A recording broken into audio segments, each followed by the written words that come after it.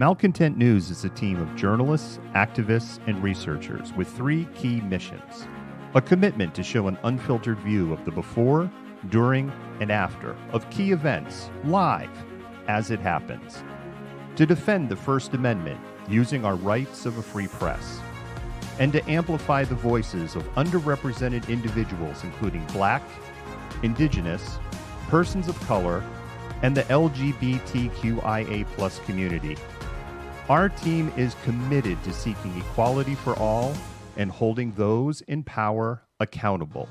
The easiest way to support Malcontent News is to bookmark our website at malcontentnews.com, like and follow us on Facebook, subscribe to us on YouTube, and follow us on Twitter, TikTok, Twitch, Instagram, and in the Google News app. To provide financial support, you can become a patron, make a one-time donation through Venmo, or link your Twitch account to your Amazon Prime account and use your free subscription to subscribe to Malcontent News. Thank you for supporting independent journalism and for being a malcontent.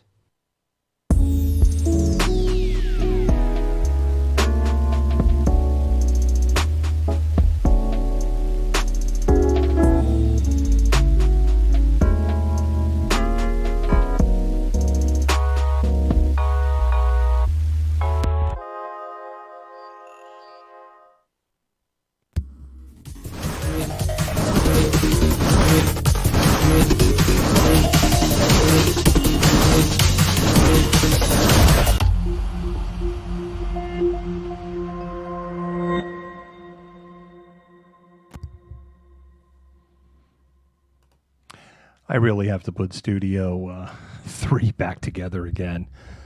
It is still torn apart. Hello, Malcontents. How's everybody doing? And here we go. It is Thursday, August 5, 2021. Here under the smokeberry trees in Seattle, Washington, where we have gone 51 days without rain. 51 days straight. I know somebody's going to go, it rained at my house. Yeah, it did, but it didn't rain in the rain gauge at SeaTac Airport. So as far as the weather gods are concerned, it just doesn't matter. It hasn't rained. So, but now that's going to change in about 6-7 hours.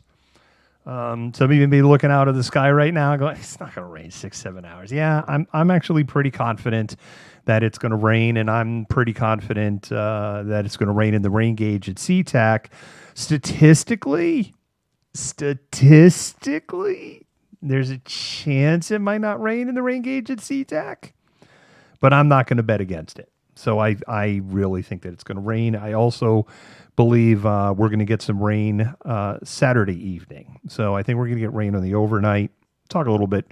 I think we'll start with the weather. Usually I end with the weather because people stick around for the weather, but we'll start with the weather. I think it's going to rain. I think it's going to rain tomorrow morning. I think it could still be raining if people still have to commute into work. Typically, even without COVID, right? We had Friday light. We get light traffic. If you're commuting tomorrow, just give yourself a few extra minutes tomorrow. This is not like French toast emergency. There's a thing called Florida ice. You never heard of Florida ice? What it is in southern states, when it doesn't rain for a while, all of the oils and grease and everything, little tiny drips that come off of vehicles on asphalt roads, some of the oil, particularly when we got really hot at the end of June, some of that actually is baked out. All of that is sitting on top of the pavement right now. When it rains, if you just get a few drops, which we kind of had, not enough to kind of soak everything, you get what's called Florida ice. That layer of oil floats on top of the water. And if you've ever hit Florida ice, I did in Texas once, it's like hitting ice. I mean, it is like ice storm, inch of ice on the ground, ice. You are just along for the ride when you hit the stuff. Generally, it builds up on areas where there is higher traffic, but doesn't get a lot of overall exposure. Under bridges, on ramps, off ramps. So if you think like downtown and you think like you're heading down Cherry towards 6th and you're going under I-5 in that area, that's a great example of a spot that could have some gnarly Florida ice tomorrow. I'm not saying it will, but it's a great example of a spot that if it's early morning, it's within the first half hour of rain, and you're kind of coming down that hill, you could be in for a real nasty surprise. Once you get enough rain and things start running into storm drains, the oil is sitting on top. That oil goes down the storm drains. Florida ice goodbye. So again, if you're driving tomorrow morning, you're in the morning commute, just plan a few extra minutes, put a few extra feet between the car in front of you, and don't drive it like a maniac on ramps and off ramps, and approach stops, particularly ones under a bridge. Approach those as if you're almost driving in the wintertime. Do the slow brake and just be, almost like that test brake you might do in some snowy conditions to go, am I going to slide? And if, you get a good little bite on your brakes, then you're all good. And if not, if you left a little gap, then hopefully you'll be able to stop in time. Yeah, so what happens is there's a layer of just oil and grime that's sitting on the road right now. It's been building up for 51 days. So when it starts to rain, if we get just like a few drops, like a lot of people got on Tuesday, and I know some people got dumped, but it's not widespread. If you just get a few drops, it doesn't really do anything for that. In those first 10, 20, 30 minutes of that rain, the oil is lighter. So the rain wants to lift that layer of oil up. And then you're just driving like on a greasy, slick, it's called Florida ice. So it's not quite hydroplaning, but it kind of is. You're just kind of driving on a layer of grease and water. And once the rain reaches a point where things start running down storm drains because the oil is sitting on the top, the oil runs down the storm drains, the end, goodbye. And we've had 51 days of this building up, and we've had some very, very hot weather, which kind of helps this stuff move along. So that's all. I think I've talked about this enough. Yes, I wrecked a car in Houston, Texas. So I guess there's a little PTSD reaction to me. COVID is a real dominant topic. We had somebody on the team attend the press conference with Dr. Dushin today. We have a story up on some of the information that is out there. There's a few things I guess I want to talk about. The first thing I want to talk about is Delta Plus. I know I've gotten some questions about Delta Plus, and I've expressed in writing. I'm waiting for more data and more information to come out on Delta Plus. I know that a few days ago, there were some stories out there, why should you be worried about Delta Plus, etc. Here's the short version. You don't got to worry about Delta Plus. Delta Plus is just like a variation of Delta. It is not more transmissible. It is not more gnarly, for lack of a better word. It's not as virulent. It's no more virulent than Delta. So yes, it's Delta, and it's so close to Delta that they're calling it Delta Plus. You can call it whatever you want. It's like, hey, you've been upgraded to Delta Plus. It's a strain that is dominant in Korea specifically. But that's not the one you should be losing sleep over. 40% of all hospitalizations in the United States are Florida, Georgia, and Louisiana. 40% of all hospitalizations are in those three states tonight. Texas, they have the largest complex of hospitals in the United States is in Houston, Texas. That complex has 1,330 ICU beds during normal operations. That's how big it is. All of those ICU beds are full. They implemented essentially their phase 2 emergency plan. That phase 2 emergency plan, yes, Facebook notifications totally suck. Zuckerberg sucks. Facebook sucks. All of it. They've instituted their phase 2 plan to essentially turn additional rooms into ICUs. We have a lot more understanding of what we can and can't do in that. They're to 16% away from maxing that out. In the state of Louisiana, they are now rationing care. So what rationing care means, they are not to the point there of, oh, wow, you have these injuries, because rationing care doesn't just impact COVID patients. It impacts all patients. So they are not to the point of rationing care of, oh, wow, we don't think you're going to survive these injuries, so we're going to put you on a morphine drip and thank you for coming in. They're not to that point, but they are to the point where they are making some triage decisions on the survivability of patients. The upshot of this, straight up, people are unnecessarily dying in Louisiana tonight, including people that aren't COVID patients, because there's not enough beds, there's not enough equipment, there's not enough doctors, there's not enough nurses. In Florida, in the Orlando area, they are starting to treat people in tents. I can't fathom being treated for COVID in Florida in August in a tent. I have, like, what's the climate control situation? How do you deal with things like mosquito? Anybody who's been there, like Florida, just mosquitoes. Like, there's so many questions.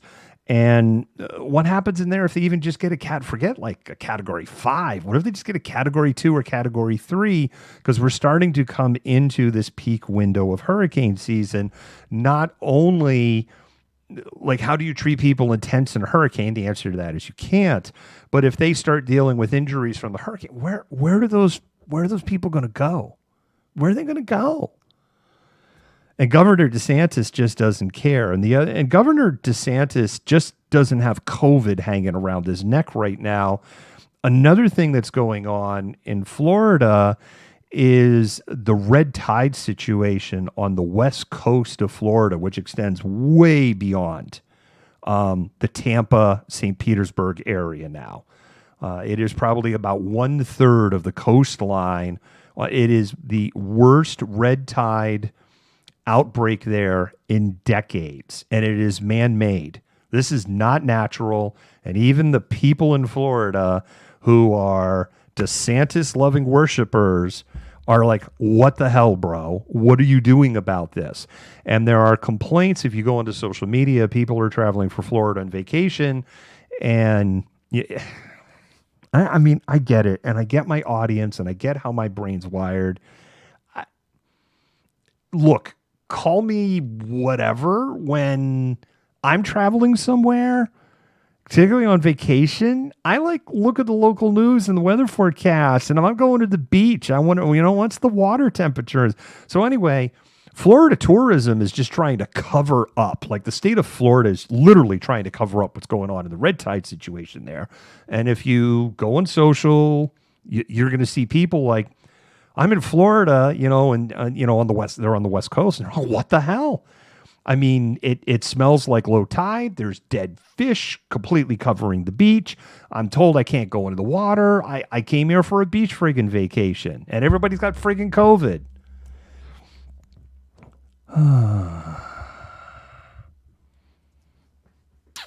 Oh, Courtney, that's a good one.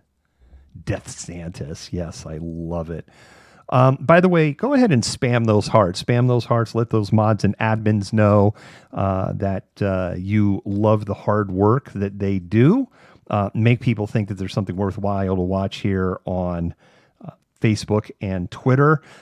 And if you're watching us on Twitch, you can go ahead and use our emotes. If you're watching us on YouTube, all you can do is just say hi and stuff. But go ahead. Welcome to Florida. If COVID doesn't kill you, red tide will. And if they won't, then Florida man or Florida woman will. Oh, my goodness. here locally, as of this afternoon, the CDC has made it official. King County is now an area of high transmission of COVID. We are now up to 121 cases per 100,000. We were at, I want to make sure I get the number right. We were at, I got it, 83. We went from 83 last week to 121 this week, and I know that is a big-ass jump, and I am pulling up how much of a jump that is right now. Yeah, it's a 69% increase in new cases week over week. Based on the information that came from Dushin. Now, this information is as of Thursday morning. So this isn't including this 68.5%, technically 69% bump in the last week. Most cases are among the young vaccinated. The majority of cases are now people 18 to 49 years old. In the last 7 days, up to yesterday, 62 people have admitted to King County hospitals. In King County, a person is being admitted for COVID now every 2.5 hours. The average age has dropped 10 years for the people admitted into the hospital, and that is a threefold increase in the number of people that are going into the hospitals right now. We wrote a story about this on malcontentnews.com about how area hospitals are extremely busy. The word that Dr. Dushin used was very busy. I'll read this quote. Regional hospitals are full and are concerned about being overwhelmed if there are more cases. ICU and acute care beds in Seattle are around 85%. I said around. Someone's going to go, it's 83%. It's around. 85%. Dr. Dushin said the problem is, and one of the things that I've been saying, it's not COVID patients that are in the hospitals right now, although that number is going up. What this is people that are in there for, injuries, accidents, other illnesses. Now, in some cases, there's some people in there because there was deferred health care. They had an elective surgery that was pushed off. They're getting that surgery now. There's a fair number of that's going on. There is a ton of people that are coming in from just accidents because, people are driving to work again. Work back to life is normal again, although life is anything but normal. The challenge that Dr. Dushin said that they're facing right now is that people are ready to be released from the hospital, but they have to go to long-term care or occupational therapy, or they have to go to some other facility. They don't need the acute care in a hospital setting, but they're not ready to go home. And those are the facilities that are completely overwhelmed. And there's nowhere they can't send people into acute care. So, or I should say into the care outside of hospital and get them out of acute care. So with nowhere for them to go, the person continues to stay in the hospital occupying a bed. And so this is the problem.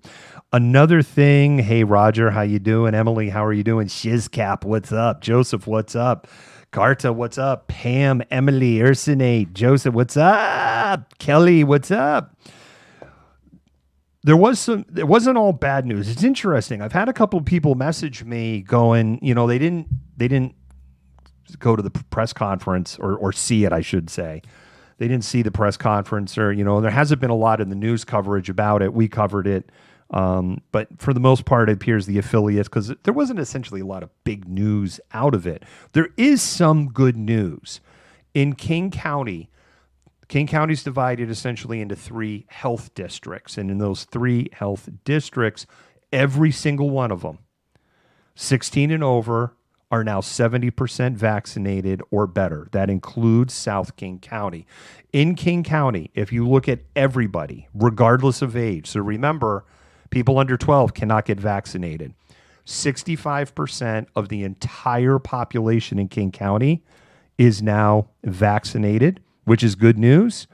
And I want to make sure I get these numbers right. 65% are fully vaccinated in the county.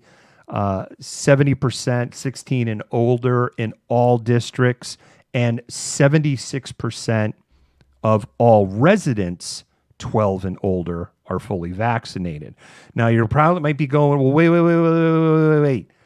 You said that 65% of all residents, but then you say 76% of those 12 and older, and now you're saying 70% are vaccinated. So in South King County, that was the lowest area vaccinated. They have achieved 70%. North King County has achieved 76%. Seattle area is actually even higher than that. And so that is how you get into all areas are at 70%, comma, the total number of people vaccinated is over 70%. So all of this is good news. The other thing that was good news is that 0.1% of people who are vaccinated in King County are experiencing breakthrough cases. It is a very small number. You've got to remember, we have 76% of the population vaccinated, 24% of the population that isn't vaccinated. If you have 100 people in a room, one person has COVID. So 100, let's make it even simpler. 101 people in the room, one person has COVID, active, and in a state where they're spreading. That means you got 100 people. Now, statistically speaking, here in King County, that would mean 76 are vaccinated, 24 aren't vaccinated, despite the fact that the 24 who are unvaccinated have a 5 times higher chance of getting COVID than the 76 who aren't. You have a much bigger group of people in the 76. So when you get to the point of total infections, right? You had 100 people in the room, 30 have COVID now, and half had vaccination. That sounds terrible on paper, but it isn't half, because you have 15 out of 24. Because remember, I said 30 got sick. You have 15 out of 24, and you have 15 out of 76. So I know it's like the math is hard. I actually tried to put it into like an infographic, and I'm like, I give up. It's not. This isn't happening, because that's the simplest that I can explain it. I guess that comes down to, that's why I couldn't put it in an infographic. There's some people that are doing a much better job of explaining it than I just explained it. So, yeah, it's aftercare after surgery. When I had my surgery in December 2018, because of Dr. and Mrs. Malcontent, my happy ass was able to go home. And I was being administered intravenous pain medication, but Dr. and Mrs. Malcontent, that's her job. So I was able to go home and staying in the hospital for a few days. So Pam, honestly, math hurts my brain. I was traumatized by a nun. I'm not saying that for humor. I was literally traumatized by a nun in the 9th grade. And it has really given me a mental block on math ever since.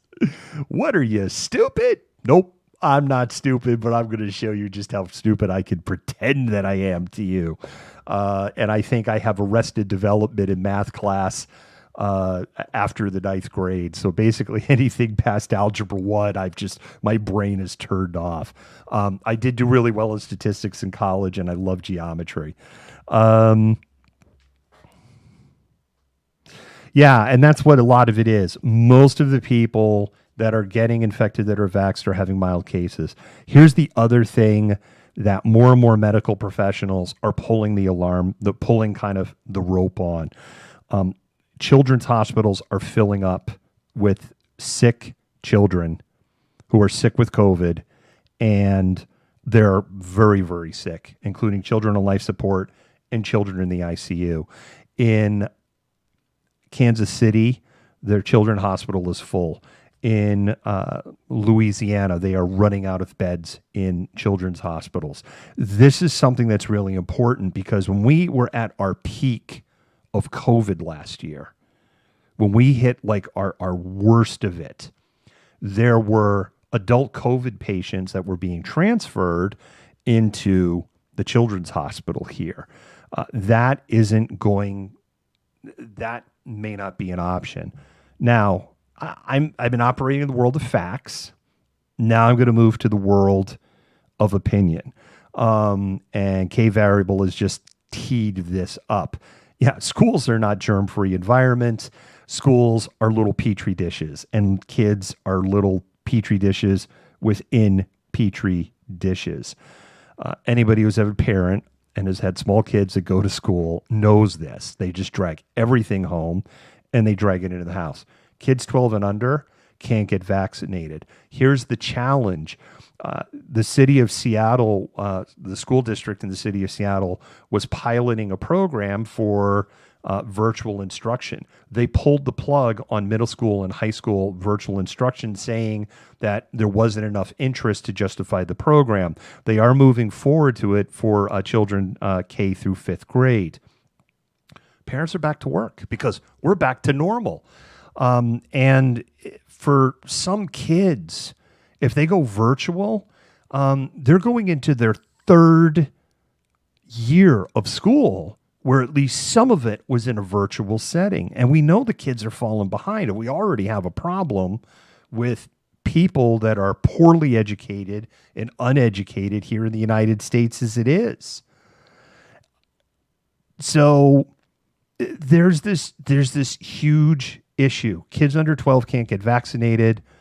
The Delta variant is not ignoring kids. And the Delta variant is, yes, if people say are 65 or older and they're not vaccinated, they're getting sick. Generally speaking, people 65 and over, again, that's that 0.1%. Think about how small that number is. And the people that are ending up in the hospital who were vaccinated are generally people with multiple comorbidities. I personally, again, I'm in the realm of opinion. Let me separate fact from opinion. I don't think elementary kids should be in school at this point. I don't. I think that teachers and administrators should be vaccinated.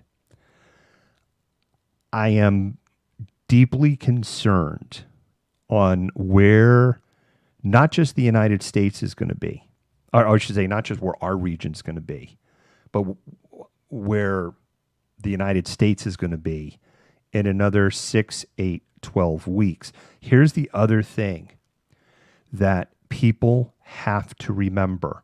Right now, and I talked about this last year, you can go back to December of last year, July of last year, and in between social justice protests and homeless sweeps, I was talking about this.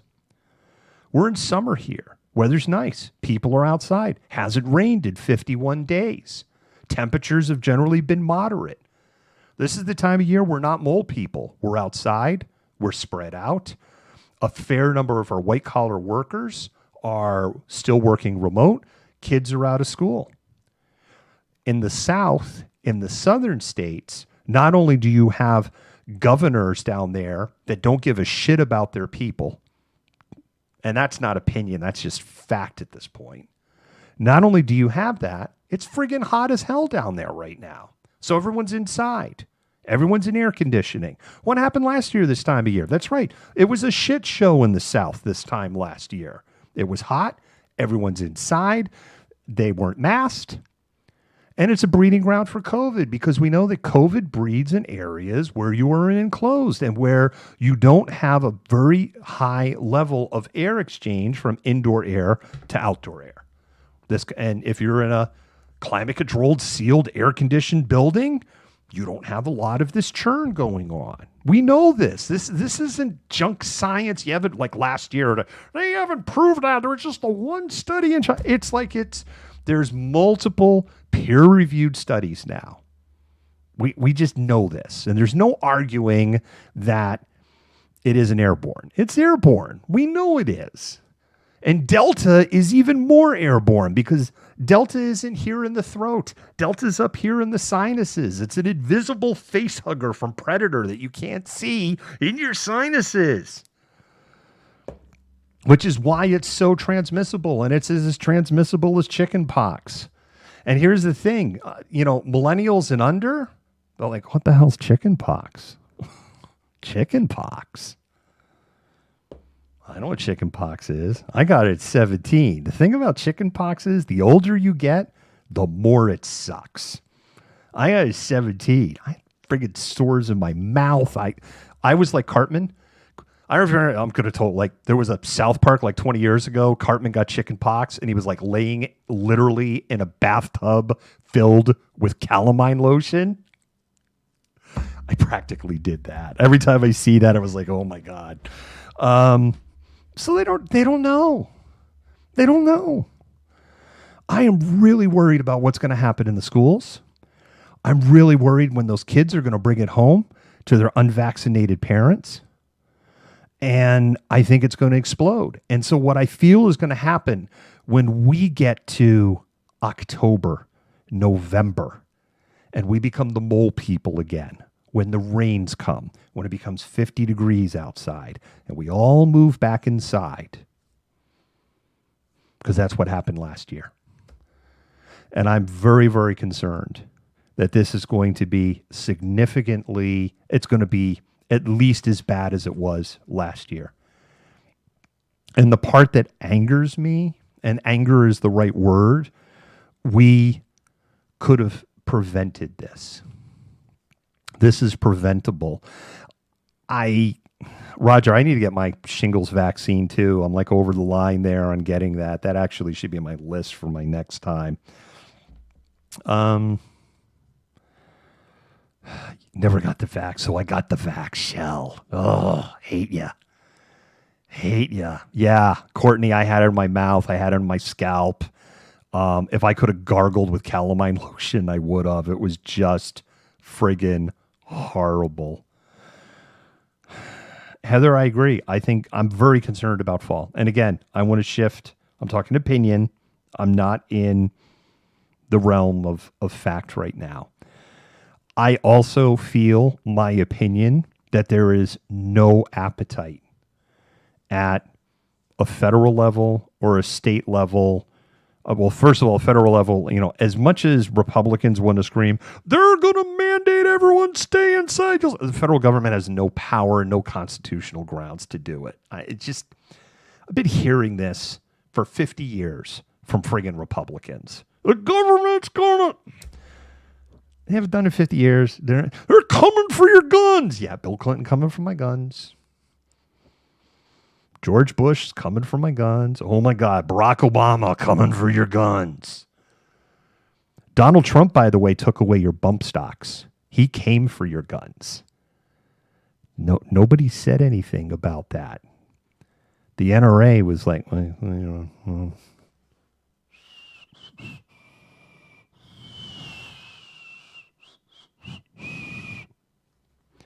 right? Biden's coming for your guns. I'm still waiting for Bill Clinton to come for my guns. Right? They're going to lock us all down. They're going to lock you down. The federal can't do it. But you know what? I don't see the states doing it. I just don't.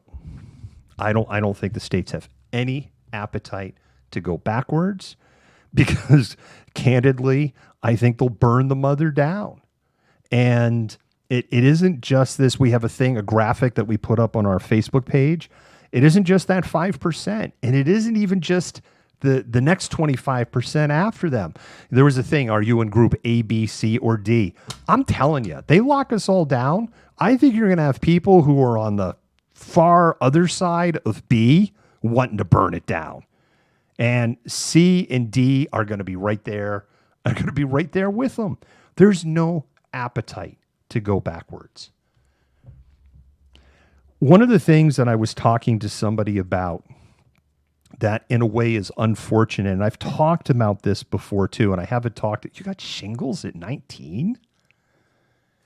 That's wacky. Shingles an old person disease. I actually know somebody who got it in their mid 40s. And same thing, it was awful. I'm reading some of your comments. That's why I stopped here for a second.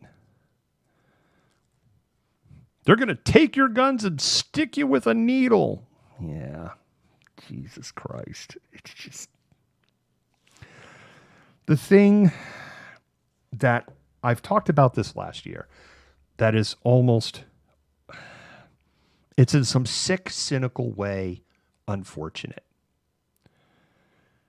You start feeling bad, you get a COVID test. Hey, you're COVID positive. Most people, unless they showed up in an emergency room because they're sick, most people then go home. You get sicker. It takes a few days. Now maybe you've been sick 7 days. Now you're in the ER somewhere. They may even send you home. Like, okay, we got your O2 sat stabilized. We're going to give you this thing. You put it on your finger, check your O2. Your O2 drops below 90. Your happy ass needs to come back here to the emergency room. We think you got stabilized. They go home for a couple more days. O2 sat goes down. They go into the emergency room. They get admitted. They might be in an acute care bed 5-10 days. They go to ICU. They get on a ventilator. They might linger 2 or 3 weeks. And then they die. And no one sees it. Because it's a slow process. And it's not a pleasant process. It's a pretty horrible way to die. I'm not saying this to scare people, but this is the general path for COVID. The story, like you heard about this guy in Texas, this Texas politician who put up the post that aged really bad. He was dead 5 days later after mocking the vaccinations. That's an outlier. Most people, this is a multi-week process. That's why people right now are going, yeah, but the deaths haven't gone up with all the cases. Yeah, give it about 6 weeks. And you won't be saying the deaths didn't go up. You'll be making some other excuse, just like you have for the last 18. At that point, it'll be 19 months. We already know you'll be making some other excuse. You'll be trying to do the Jedi mind trick thing. But deaths are a tailing indicator. So the thing is, and then when you get sick, it's not like, say, smallpox, where you are covered in pustules and these horrible skin-destroying boils, or measles, where you see the red spots all over you. In the long-term effects, it isn't polio. And I always bring up, people are like, oh my God, polio. The worst year of polio in the United States, 3,500 people died. 3,500. Look it up. 98% of people who got polio never even got symptomatic. And we lose our shit over polio.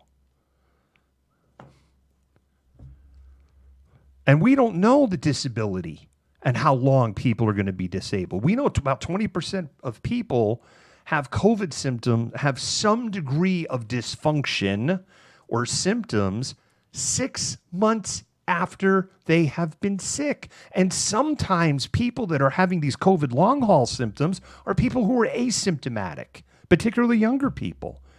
I didn't have any symptoms. And then all of a sudden, they have a stroke 8 or 12 weeks later because they have blood clots all in their body. So they weren't asymptomatic. But physically, the outward feel and how they feel, I feel great.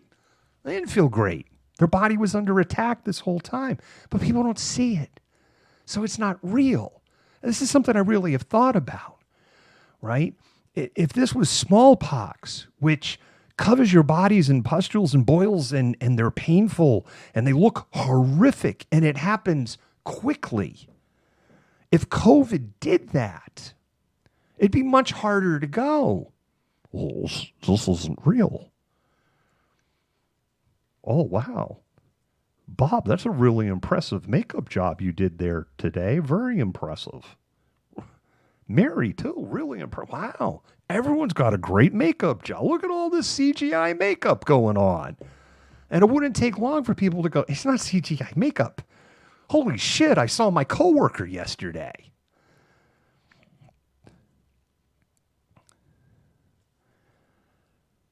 And I know it's a simple concept. The problem is math. It's math, right? It's the same thing. It's like, well, hospitalizations aren't, but now the hospitalizations are starting to go up because a few weeks ago, right, as people were starting to grumble about Delta, it's like, oh, the positives are going up, but the hospitalizations are fine. So it's a tailing indicator. Numbers are going to go up. I really think that if this was something that moved faster and or had a more physical outwards appearance, either during it, because the other thing is smallpox. Stalin hated having his picture taken because he had smallpox as a kid, and I mean his face was like Edward James Olmos in The Moon had a baby. If you ever saw real close-up pictures of Stalin, and there's only a few of them, his face is fucked up from smallpox. But we don't have any of this with COVID, right? And even if somebody gets blood clots and lose a leg, they're going to be, that wasn't COVID. You're just lying, or they lied to you, or I'm seeing sudden onset lung cancer floating around in the misinformation sphere again. This was the same thing like a year ago, 8 months ago. It's sudden onset lung cancer. Holy shit.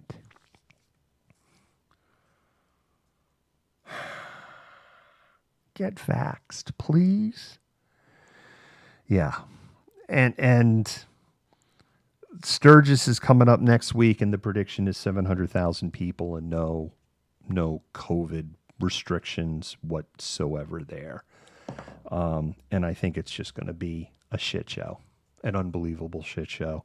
The other thing that I'm getting increasingly angry about, and there's no good answer for this, is here in Portland and in Seattle, despite the fact that they are crime-ridden hellholes that everybody is leaving, the data doesn't support most of that statement.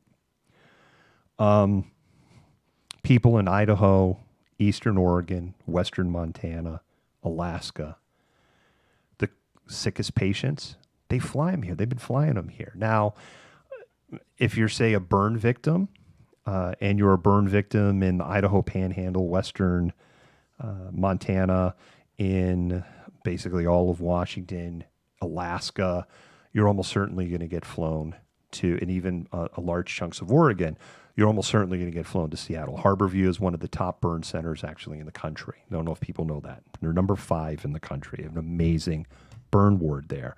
If you're in southern Idaho, you'll probably go to Salt Lake City, which is also one of the top burn centers. They have an amazing burn center in there. But Idaho Panhandle COVID patients that need critical care go to Spokane. And then Spokane doesn't have room for people in eastern frickin' Washington. So they get sent to Seattle. And the part that infuriates me with anti-vaxxers, because one of the biggest arguments is, well, it's not an FDA approved, so I'm not going to get it. But they go to a hospital and gladly accept non-FDA approved treatments approved for compassionate care or emergency use, as the COVID vaccine has been approved by the FDA for emergency use. The Pentagon is expected to announce tomorrow that all U.S. military will be required to get the COVID vaccine. And the conversations, if you've gone into any of these threads, are hysterical. You can tell in those threads anybody who has never been in a military family or has never been in the military. It's instantly. Because the ones who have never been in the military are like, they should go AWOL. They shouldn't do this and stuff. And the people that are in the military are kind of like, I'm surprised it took them this long. Anybody who's been through BMT, like the first friggin' day, even if you washed out, anybody who's been to BMT, they jab you with so many friggin' things. And then the argument becomes, yes, but all of that stuff, they know what it is and it's been tested. Yeah. And I'm like, oh, really? So wait a minute. Your argument is you're not going to trust the government over a vaccine But the government can be viewed as completely trustworthy in the vaccines that they are giving people that enlist in the military. Knowing everything we know about military history and how the government has treated recruits historically, never mind how they've treated BIPOC people. That's number one. The second thing is, there was one, you might be able to find this, where I was like, so go ahead and provide me a link where the efficacy of the anthrax vaccine has been tested on human people. And I go, well, anybody who has half a brain, blah, blah, blah, knows. And I didn't reply. Someone else replied it because it was a trap. The anthrax vaccine, it's not FDA approved. It's on the emergency approved list. And people in the military get the anthrax vaccine, which isn't FDA approved. And there is no moral or ethical way that they could test the efficacy of the anthrax vaccine on human beings. Never mind anybody who's been overseas in the military. Never mind anybody who was in Gulf War I or Gulf War II when, oh my God, chemical weapons are coming and people were being told, okay, go ahead and stab yourself with the antidote because we don't know, but go ahead and hit yourself now. God only knows what was in that stuff. So people in the military, and yes, there will be a small subset in the military, absolutely, who are going to be like, I'm not doing it because it's human nature. But a vast majority of the people in the military are like, I have no idea what they've injected with me in the first place. Like, I've seen some comments like, I feel better about this one because I've been told, kind of basically to drop your pants and shut up. This is going to hurt. Okay, next. So it was tested on sheep. True. Roger, absolutely. And yeah, exactly. And, the ones who refuse, there will be consequences for the refusal. And that's that. And the other thing is that I feel like, because this is making the military weaker. Keeping our troops from getting sick from a preventable disease is making them weaker. Didn't we have a whole aircraft carrier last year completely combat ineffective because COVID swept through it? And then if you don't have the aircraft carrier, you essentially don't have a functional aircraft carrier battle group. Did we just forget this happened? Oh, yes, the border. Shell, let's talk about the border. I ran some numbers about the border, Shell. Let me share some of those numbers that I had run. So one of, course, the arguments is it's illegal immigrants. And I don't like using that term. It's undocumented because they don't say that, right? They're illegal immigrants. Undocumented individuals crossing the border and they're bringing COVID with them. All right. Number one, the dominant strain south of the border isn't even Delta. It's Lambda. That's number one. So that's problem with that theory, number one. Number two, we can go and look at McAllen, Texas. And I do want to talk about the border because there's some things there that came out from the city government in McAllen, Texas that has to be called out that has me friggin' furious at the Biden administration. McAllen, Texas has a legitimate gripe. But let's look at McAllen, Texas's numbers. McAllen, Texas said that so far in 2021, January 1, July 31, 586,000 people have come across the border. Not specifically at McAllen. They have a huge processing center there.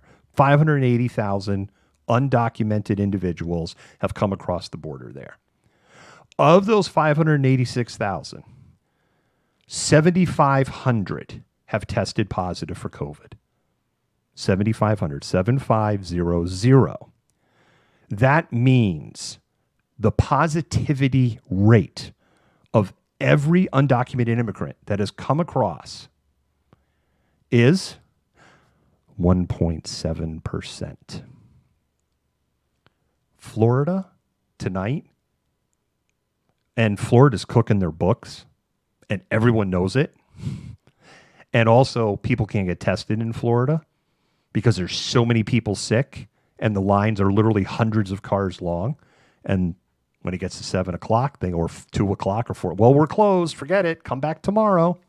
So we know they're cooking the books. Florida's at 18.1%. 1.7%. Yeah, well, they just let them go. No, they didn't.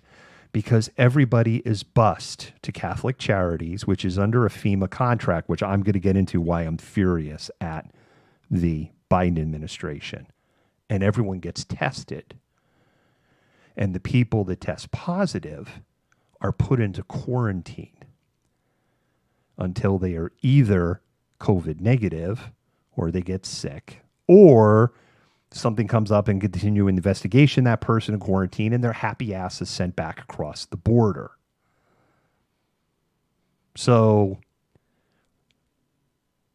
it is factually true, because this is important, that COVID positive, undocumented workers are being dropped off by Border Protection at the bus station in McAllen, Texas.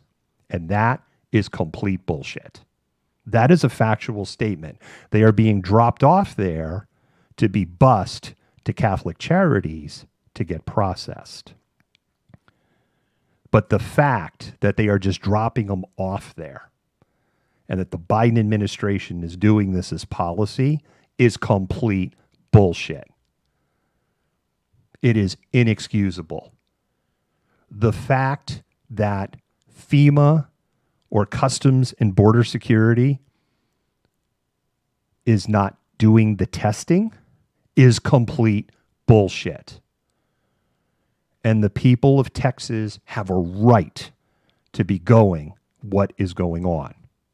But 7,500 out of 586,000, 1.7% positivity rate, when in Florida, the positivity rate is 18.1%. And in Texas, by the way, it's over 10%.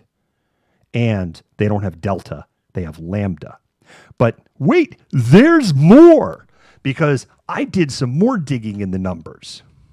According to the Texas Health and Human Services, 35.8% of COVID cases last week are among Hispanic. I'm doing air quotes in Hispanic because we say Latinx.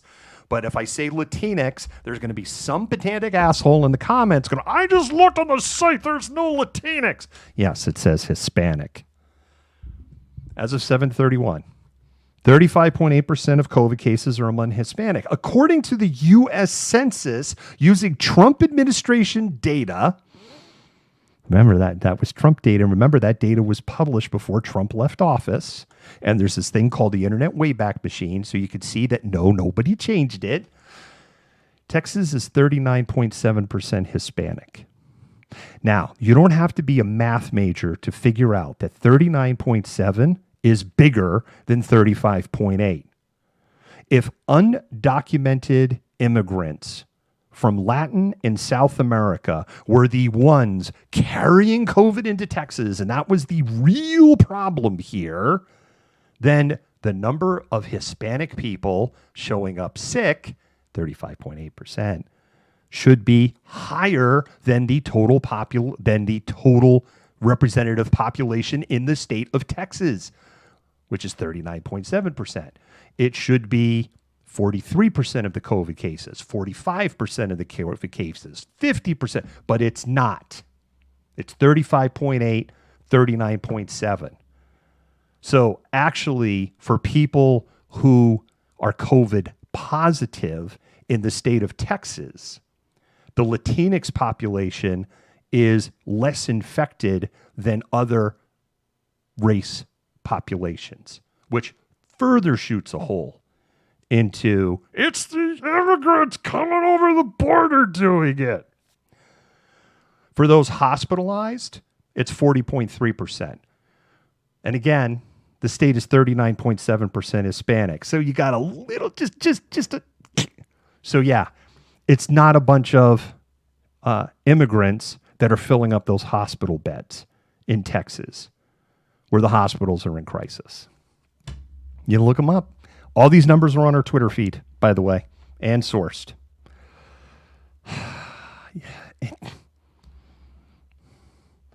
And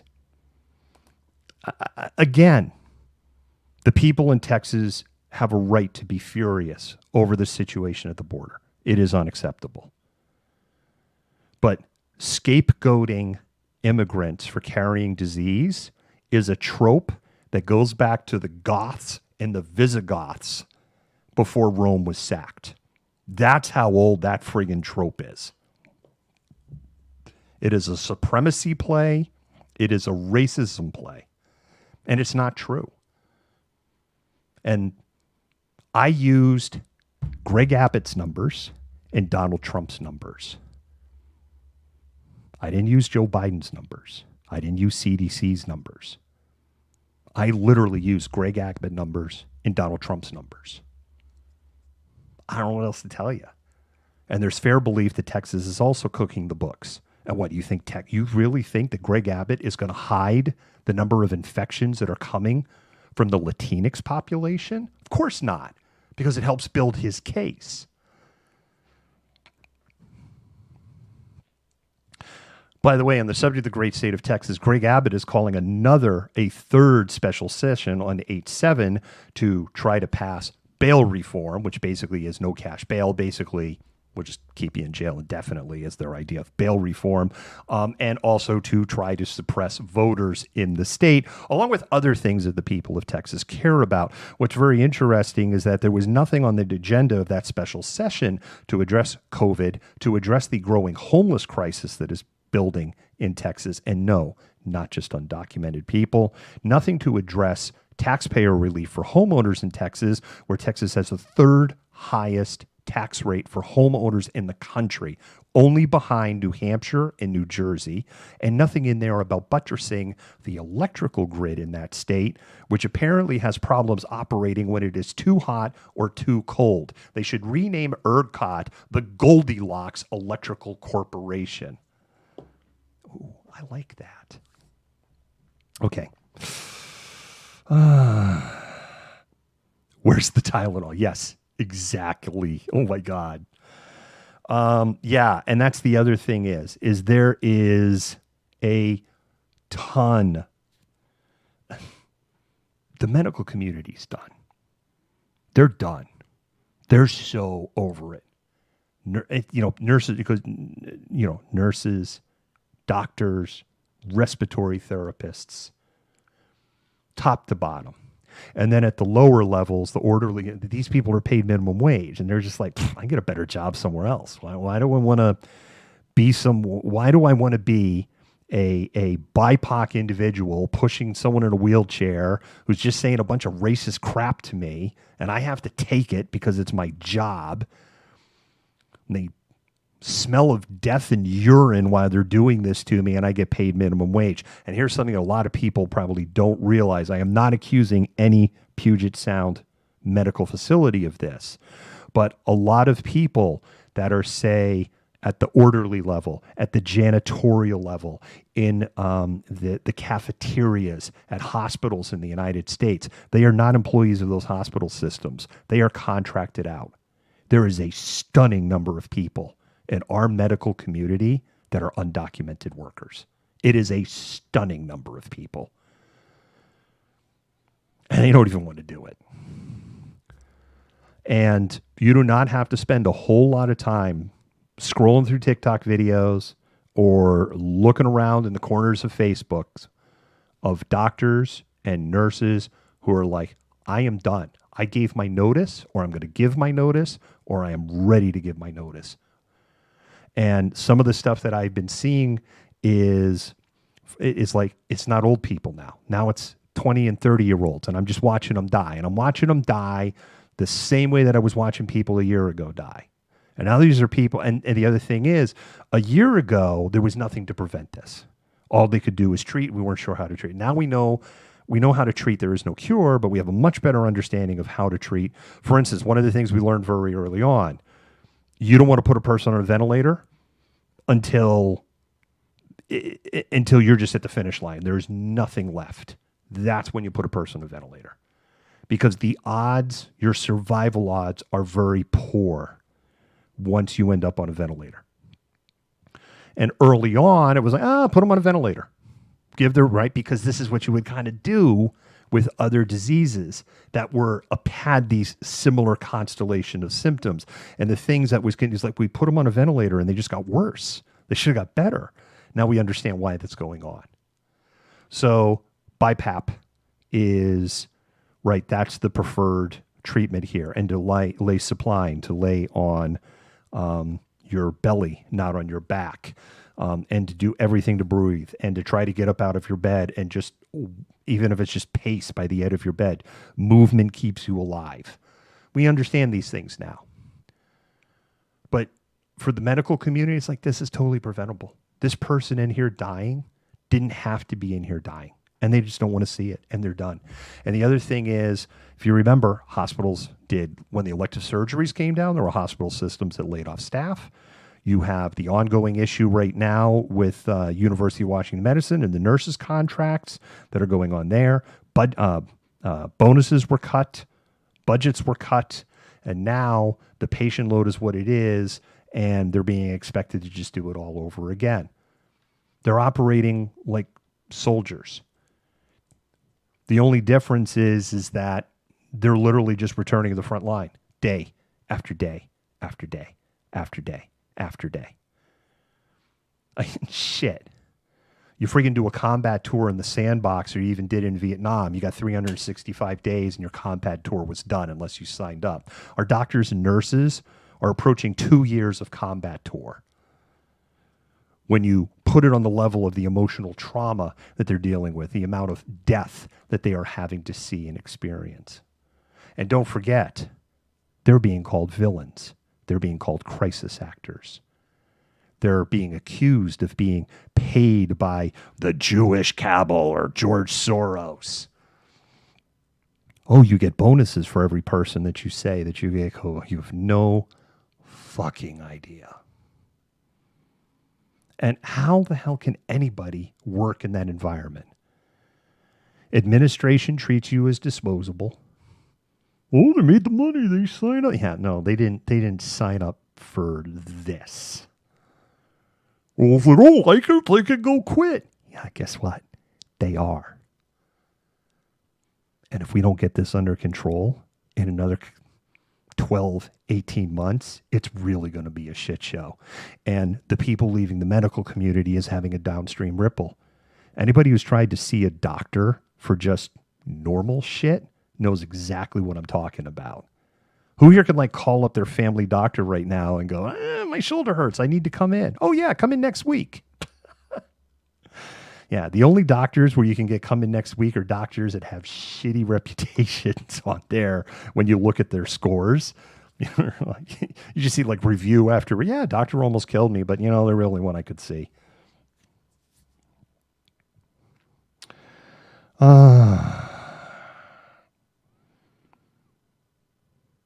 Yeah, Shell. Well, the Shell, we shared a story last summer, I believe, where in Utah, there was this whole thing going on in Utah. I have sudden onset lung cancer. Why aren't you treating my lung cancer? Why won't you let me see an oncologist? To their dying friggin' breath. And the care is meh. Exactly. Trump's bone spur doctors. I saw that Lindsey Graham's got the religion now. Lindsey Graham vaccinated, got COVID. And he did the typical, well, my things have been mild. And now Lindsey Graham, I guess, has publicly come out and said, I really wish Donald Trump would come out and tell people, I'm paraphrasing, to take this seriously. To take, right? You have COVID. So I'm kind of thinking to myself, I don't think Lindsey Graham had just a mild case. I think he got a little taste. I think he got to a moderate case, got a little taste of how bad it could be, and someone explained it to him a little bit. And now he has the religion, as we've seen with other people who have gotten sick. You know, I want to talk about Maria Cantwell for a little bit. I have some questions for Washington Senator Maria Cantwell. Because Washington Senator Maria Cantwell was exposed to Lindsey Graham's COVID. Now, the story goes that they were on Senator Manchin of West Virginia on his houseboat. Now, Senator Manchin has positioned this on I think there were 8 senators in total, as this was a barbecue. It was a friendly meeting with, hot dogs and hamburgers. A social thing, not a work thing. Now, I mean, I get it. Senators work together and they've got to work together. I really get it. But Maria Cantwell, I just don't see you eating hamburgers and hot dogs and drinking beer with Lindsey Graham. And, talking about how bad the boll weevil problem is in South Carolina. So, what's going on?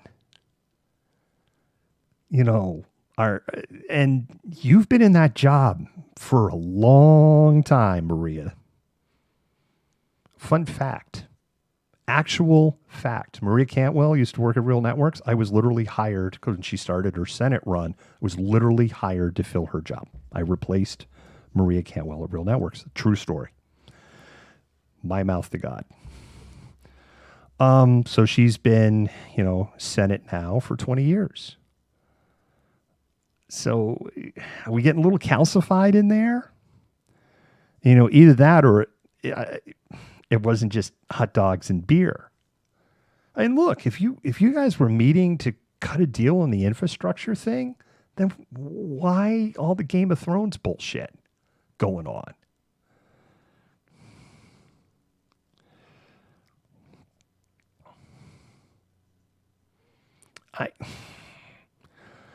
The other thing, Ursine, like you're saying, you almost didn't get her vote, right?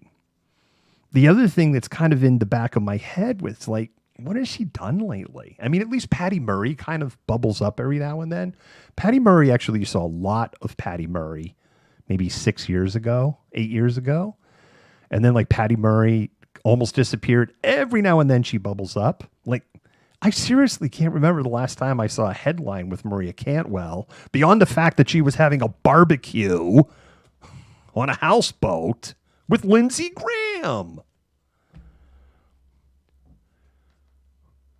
who was one of the potential architects in the attempted reverse coup of January 6th. Oh my God. The more I think about that, the more spin up I'm going to get. So Carta, does Lindsey Graham, does he have like the Bill Clinton thing? Bill Clinton's charisma is supposed to be just like unimaginable. The whole South Park thing with the Bill Clinton, like the running gag, oh, he's good. He's really good. Where it ends where Peter's in bed with him naked. My understanding it, right? Because let's go back, GW didn't like Clinton and then they became best buddies. And then, or I should say George Bush Sr. And then GW was pissed at his dad, literally pissed, because how could you be friends with Bill Clinton? And then GW became friends with Bill Clinton. And that's what I've heard is that, is that it? Is Graham just have that Bill Clinton mojo? Where even if you're just like, yeah, I can't wait to friggin' just get into Lindsey Graham's face and yell at him and just, wow, he's a really nice guy.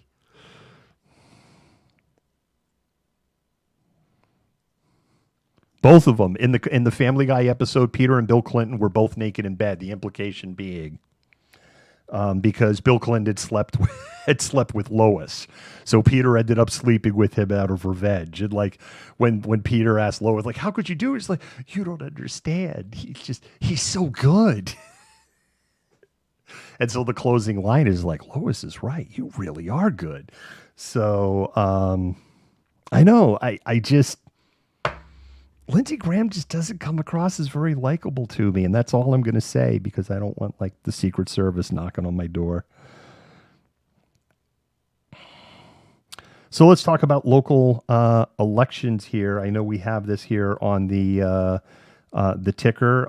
It looks like we're going to have the battle of city council presidents to pick from mayor, unless somebody goes and does a write-in campaign for someone else. It appears to me that Seattle voted for a safe choice. They voted for what I think a lot of people would call establishment candidates.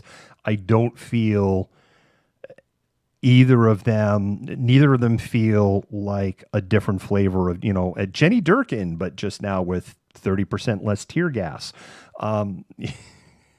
New and improved Jenny Durkin 2.0, now with 30% less tear gas and 15% more likability. No, neither of them come across that way. We interviewed both of them. Ty, absolutely. We interviewed both of them. I think both of them I think they both presented well. I think they have both very solid platforms.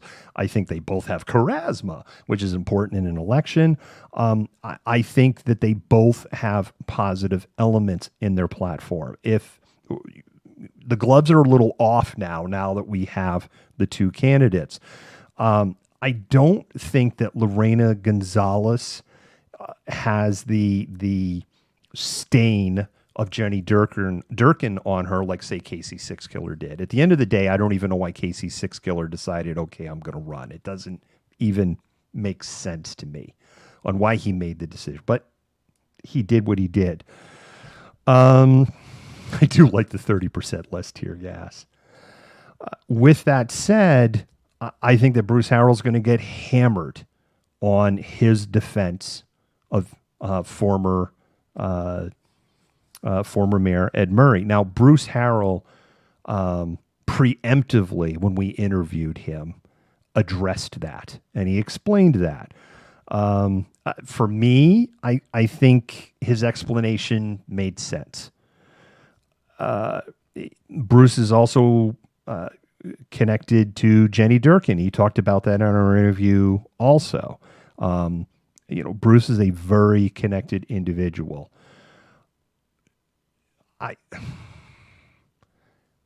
I wish that the city of Seattle, I am not disappointed in the sense that Bruce Harrell, Lorena Gonzalez have moved to the general election. I do wish it had been one or the other, and that another more progressive, or I think progressive's the right word, another more progressive candidate was on the ballot. I think their platforms are different, but they're not. This is not, say, Bruce Harrell and Colleen Echohawk, or Lorena Gonzalez and Andrew Grant Houston, right? These are very different platforms with very different visions and different priorities for the city. And so I think what you kind of have, right, is like, I'm trying to think of an analogy here. It's kind of like, well, you can have Stella Artois, or, you can have Bud. And I'm sorry, I don't think there's a lot of big difference in taste between Budweiser and Stella Artois. And Stella Artois at the end of the day is like the Budweiser of Europe. Or Spaten. Actually, I like Spaten. Spaten's Spaten's better than Budweiser. Or now with less jackbooted thug police brutality. So, and Kimberly, I think you've summed it up well, right? I think for a section of voters, I think that it's kind of ambivalence, right? So I don't see people being very excited about these two candidates. I think that's what it comes down to.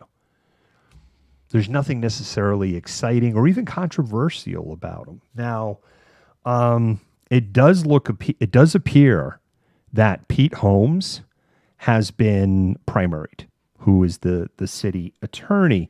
Now, Anne, who was running and has gotten the majority of the vote because you had the more left-leaning vote split between two candidates. So again, that's why I say I think Pete Holmes has been primaried in there, because I don't see a lot of Pete Holmes voters going to Anne. I don't see it. I just don't. The other thing is I feel that Anne is making a lot of promises and a lot of statements on things that she has no way of delivering. Right? She's saying that she's going to implement changes and do things in the prosecutor's office and the city attorney. I shouldn't say the prosecutor's office, city attorney's office, that the city attorney has no power over. I'm going to, so she made something on the lines, like I'm going to do more, she doesn't do felonies. If you're charged with a felony in Seattle, it doesn't come from the city attorney's office. It comes from Dan Sattenberg, King County prosecutor's office. And we did a thing on the Seattle police budget where we pointed out the problem isn't a lack of police officers in the city of Seattle. Sorry, Mike Solon. The problem is in Dan Sattenberg's office, that when cases are presented to be charged, first of all, it's a very low percentage of cases that are referred to felony that actually end up being charged with anything. And the second thing is 94% of those cases are settled in some form of plea deal. 94%. Only 6% go to trial. That's where the problem is. Pete Holmes has no ability to file felonies. It doesn't work that way. Person is arrested. If they have committed a felony grade crime, the Seattle Police Department takes them to King County Jail. They file their report with a recommendation. That goes to King County if it's felony. It doesn't go to Seattle. Now, the King County prosecutor can then look at those and go, yes, I'm going to prosecute on that. Or what happens more times than not, the King County, it's not felony. We're not going to charge this. And then it goes to Pete Holmes and the city attorney's office. And now Pete Holmes can only charge a misdemeanor. And so people get really upset. I'm not defending Pete Holmes. I'm just explaining how the system works, how the world works. So then people get really upset on like, why is this person only getting 4th degree assault when they did that? The city attorney's office, because Dan Sattenberg wouldn't give him the 2nd degree assault and he kicked it down. And the only thing left, if we're talking about assault, is 4th degree assault, because 3rd degree assault is a felony.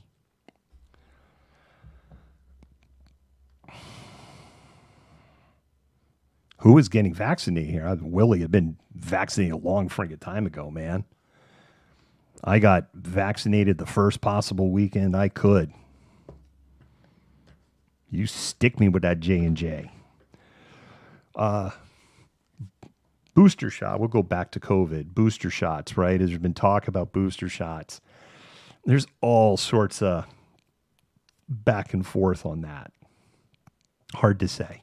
It's hard to say right now. I see the stuff that's coming up in some stories. Maybe September. I think that's the media playing the media. If I felt there was some teeth there, you would have seen something on the Malcontent News website going, hey, we have operated in our reporting in COVID in a sphere of facts going back to March of 2020, and that has never changed.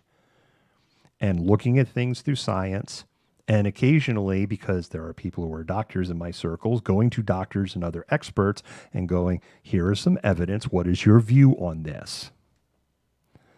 Shelley, that's what I mean on the boosters, why I'm not ready to see it, because that's some of the things, grumbles that I've heard too. And I know that, Down in San Francisco, one hospital system has started vaccinating people. I know because people are talking to me. Some of the hospital systems in Washington State are kind of kicking around on whether to vaccinate people. Next, I want to talk about is Amazon. Let's talk about it because it ties to COVID, but it ties to the election. It ties to kind of a lot of things that we talked about. So Amazon today announced that they are not going to be opening up the downtown offices. They were planning to open them up next month. They are not going to be opening up those offices until January 2022. First of all, one, I think that's a pipe dream. That's my opinion, not fact. I think it's a pipe dream because I think we are going to be in a COVID shit show in January of 2022, and there's going to be no way that they're going to be able to open that campus. That's number one. The second thing is that this is a massive knee to the groin to the downtown core. When Amazon built the Amazon campus, there's not a lot of housing down there. Amazon workers in that environment, it depends on the group you're in, are pretty chained to their desk. Anybody who works at Amazon or AWS will tell you that. There are many supervisors, managers, GMs, VPs. It's about FaceTime. It's about desk time when you're in the office. And so these stupid games of who comes in first, who leaves last, who doesn't go to lunch. Yeah, you get brownie points for that stupidity there. So once it gets to like 7 or 7:30, you have the really hardcore people or people that got legitimate work to do are still in the offices. And they're just going home because they're cooked. And then during the lunch, you have like the people to come out and lunch. When that Amazon campus started going up, there's a ton of restaurants that opened down there. And they're thinking money. Amazon tech workers will be coming here on the weekends. They'll be here on dinner, but they're not. They never were. And like after the first year, a ton of restaurants folded in that area. It's an empty core downtown. There's a bunch of businesses downtown as the boards have come down, where people are like, oh, wow, not only the boards come down, that business isn't down there, right? Over 100 businesses have left the downtown core, retail storefront businesses. You also have like Bartell's, which pulled out because of the crime issues that are down there. Big part of the issue of downtown, and we've talked to Mayor Oriel Kent, and we're going to talk to him a lot more about this, is there isn't anything going on downtown. You don't have people going on. You don't have nothing going on. You don't have people going around down there. And this empty core in the downtown, yes, Urson, I get that. And they're electing not to be down there. But this is why the empty, you have this empty core, which then, I'm seeing someone's comment here. Thank you, Kayla. I appreciate that. I saw a different content question here.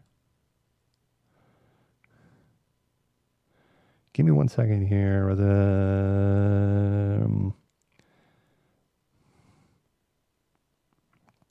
Oh, yeah. A lot of companies did close while the boards were still up, and the boards are coming down and nobody's there. Exactly. And I would think that the downtown, the Seattle Chamber of Commerce is probably like, oh, my God.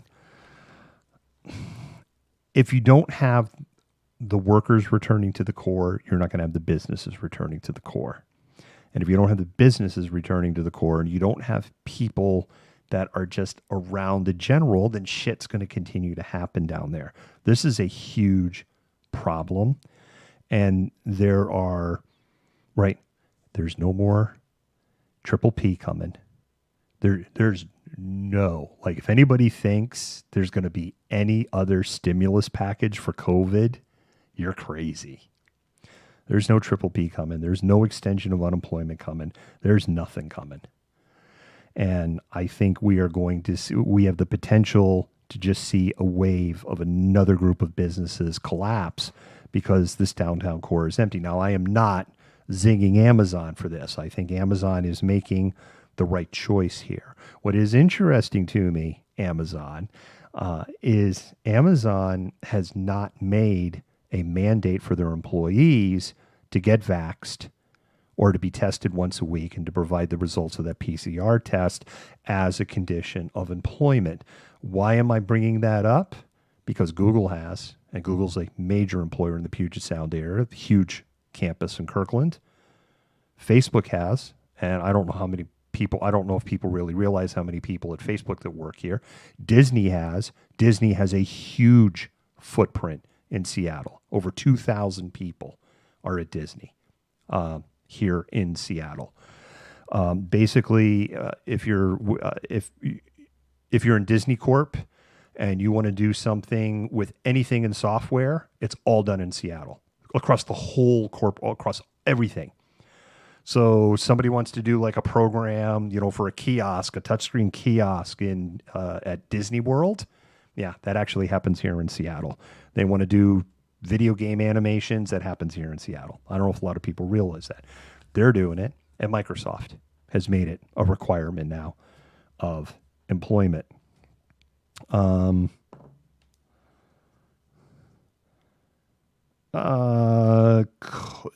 Disney owns Sinclair? Amara, I don't think so. Como 4 is owned by Sinclair.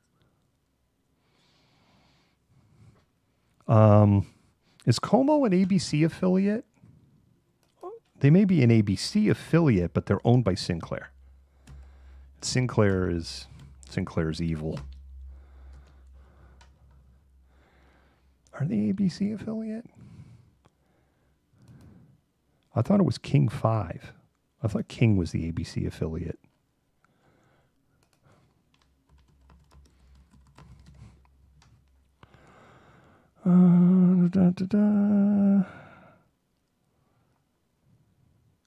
Yeah, the owner is Sinclair Broadcast Group.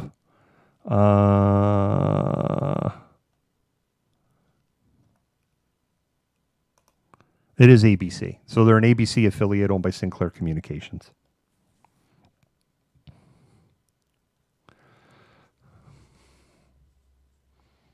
Yeah, you're right. Dora, you're right. I just don't watch a local TV.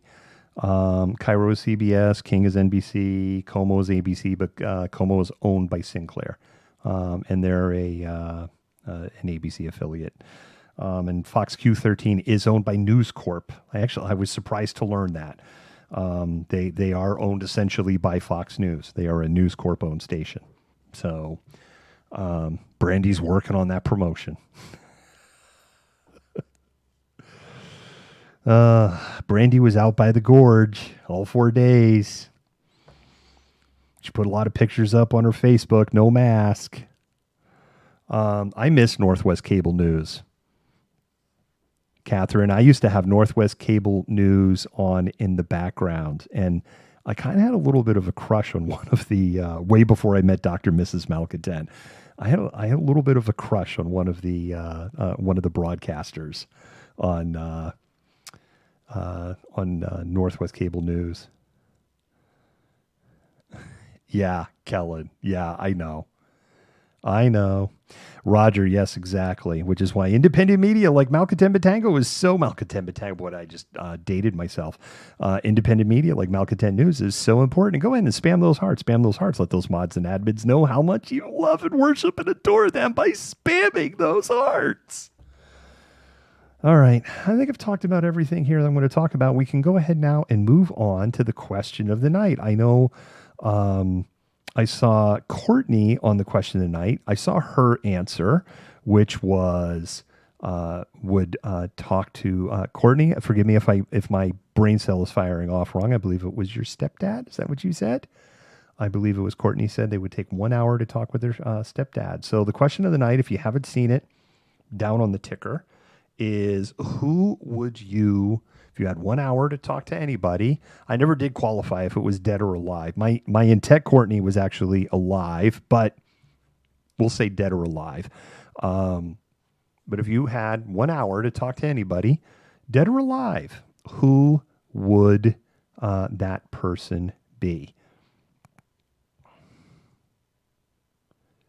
Well, thank you, Amaran, for including us in your choice of getting the news that matters. All right. So who would you talk to? Well, you guys were a lot more. Roger would spend 1 hour with mother. Pam would talk to Carl Jung.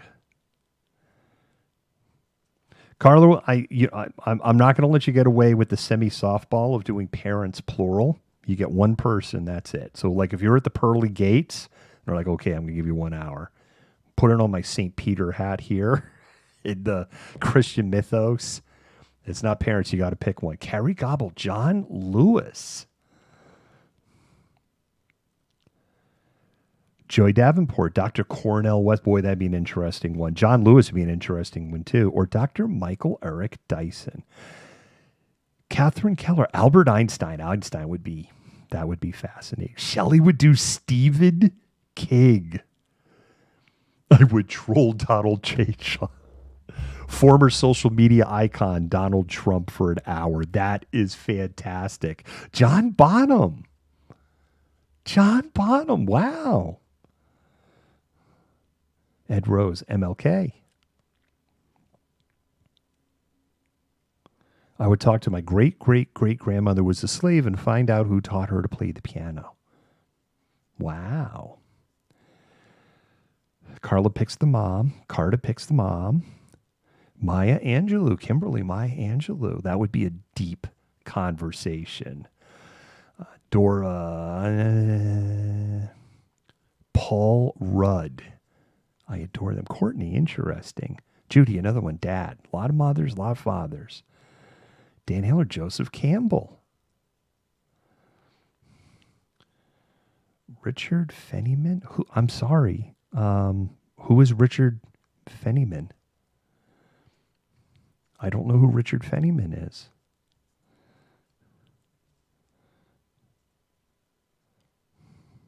Robin Williams. Robin Williams would be a very entertaining 1 hour.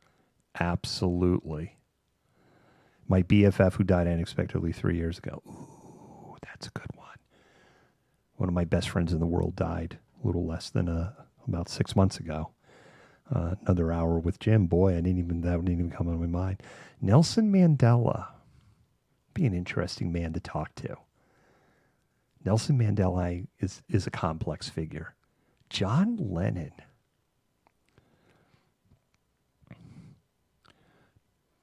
I will say, Spacey Gracie, just make sure you have the sober John Lennon. Otherwise, you're not going to have much of an hour.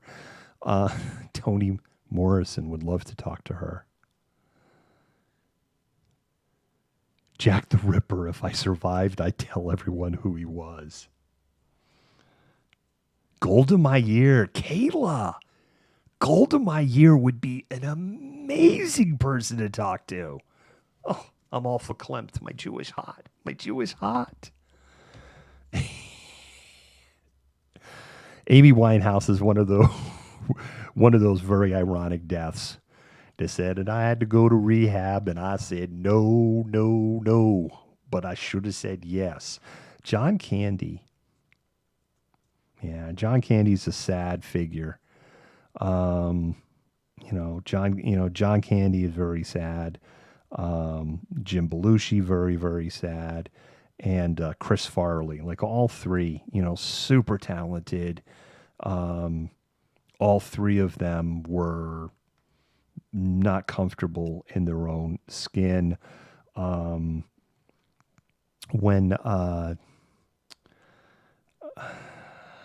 Chris Farley died, that actually hit me really hard when Chris Farley died.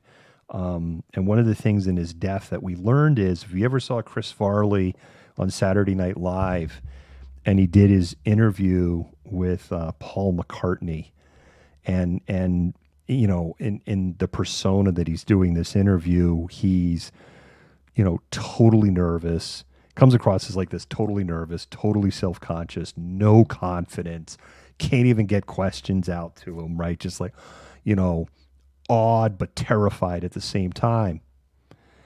And Chris Farley wasn't acting in that moment. That's how Chris Farley viewed himself. It's very sad. Aretha Franklin. Oh, Aretha Franklin would be good. Sober John Lennon. Well, yeah, because if you have John Lennon who's just tripping balls, you may not even get a conversation for an hour. Best friend. Oh my God, I sounded like her. I don't know how to take that. Margie. Y'all are picking all the Beatles now that I mentioned them. If I could spend an hour talking to anyone, one of the first ones that comes to mind is Christiane Amanpour. She has seen so many things, experienced so many things, has so much amazing insight, and I think it would be an amazing 1 hour conversation. That would be my alive. I don't know. My dead. The dead's tough.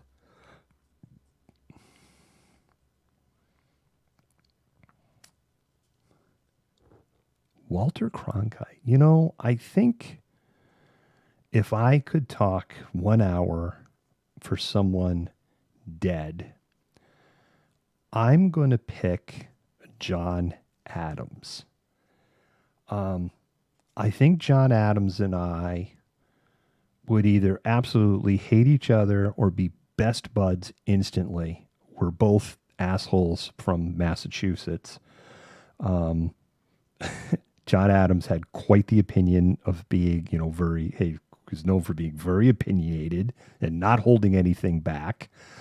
And there are questions, of course, I would love to ask on the intent of the founding fathers, both at the writing of the Declaration of Independence and in the creation of and the ratification of the Constitution.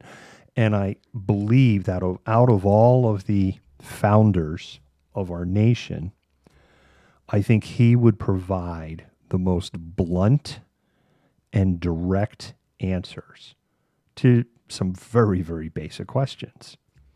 Like, what was the intent of the Second Amendment? As an example. By the way, in that conversation, they can't go back. There's no like, hey, I got bad news. Okay. So the good news is 250 years ago, this crazy experiment you guys came up with, it's still going to be going. Okay. So congratulations. That's number one. But the second thing, the Second Amendment, everybody confused. Everybody like really, really confused. Okay. And I want to show you this video right now of this AK-47 and what it can do. Because first of all, I think they would just be holy ass crackers. Second thing, we could really use these against the British. Yeah, this is not how this conversation works, okay? You're not going to remember any of this when we're done. I get to remember friggin' everything. So guess what? Anybody can have one of these. Basically, if you're 18 years old and you can leave a wet spot in a mirror breathing, you get to have one of these. And you don't have to go to the local blacksmith to ask him to make you some musket balls. You could just go into ye old store at any corner and buy boxes of ammunition for this.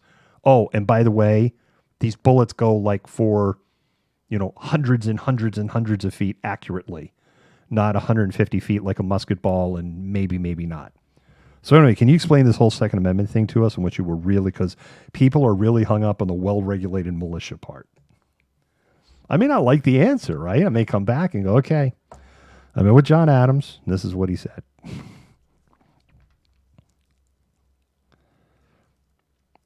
Ben Franklin would definitely be an interesting individual. The interesting thing about Ben Franklin too, right, is Ben Franklin never really held. I mean, yes, he was an ambassador. We can get pedantic. He never held within the federal government structure any elected office. That was not his aspiration. So I think Ben Franklin might be another one. Ben Franklin had his hands very heavily involved in the Declaration of Independence, not so much in the creation of the Constitution, which is why I would lean towards more John Adams to have that conversation. I I don't pick Jefferson, even though Jefferson is the primary writer of the Declaration of Independence, because I don't know how objective he's going to be, because I think he will have this sense of, I need to defend this document as the author of it, as somebody coming from the past to go, what were you doing?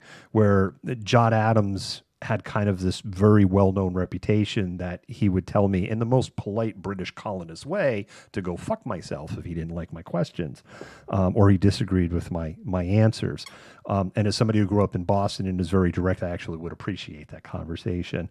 I don't pick Hamilton, because Hamilton wasn't involved as much in the writing of the Declaration of Independence. He was heavily involved in the creation of the Constitution. So I think and then I think Ben Franklin becomes also another individual. There's just a handful of individuals that were involved in the creation of the Declaration of Independence, and multiple continental congresses, and also were involved in the creation of the Constitution. And of course, John Adams went on to be a president of the United States that a bunch of people hated. And Thomas Jefferson went on to totally hate him. And there you go. Cornel West, Wendy, a couple of people have come up Cornel West. Helen Keller, I'm going to have to ask, how do you have a conversation with Helen Keller? I'm not asking her to be a smart ass. I'm literally did ask. Yeah, Hamilton did some shady shit. I mean, I know we venerate Hamilton. He's a complicated dude. He didn't do as much shady shit as Jefferson did, but Hamilton did some shady shit.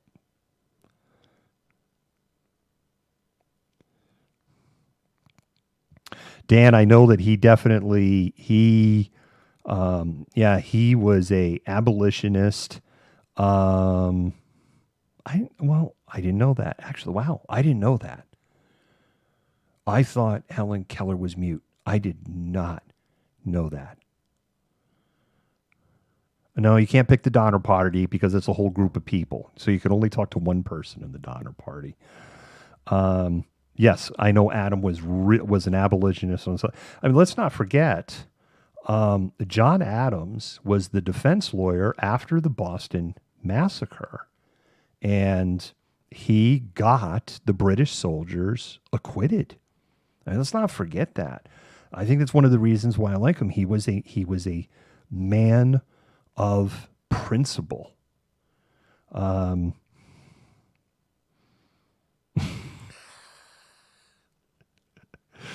Ben Franklin would have friggin' stories, man.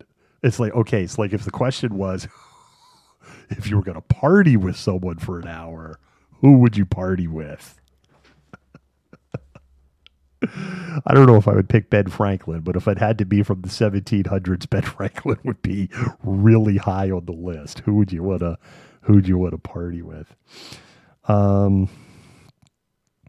Yes, Dan.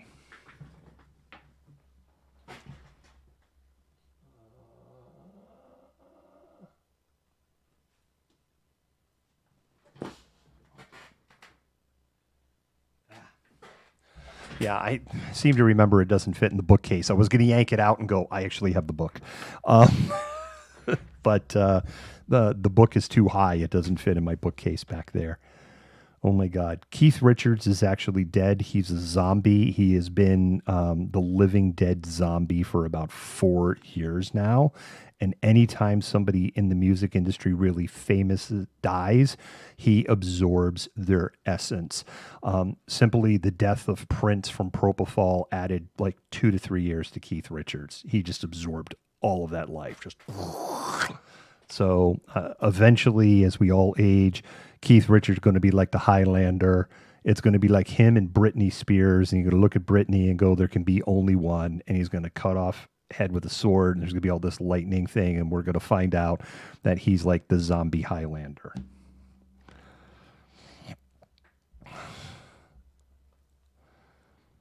See, now you're all moving off like who we would party with. That's a question for another night. I did not know this about Helen Keller at all. This is amazing to me. I did not know. Wow. I am learning a lot. Thank you so much. Really appreciate it. I'm learning a lot about Hen Killer. Ilmarin, you're right. You are 100% right. It will be Betty White and Keith Richards to the death. And then we will know who the zombie Highlander is. My money is on Betty White in that fight. Keith Richards is 60% cocaine.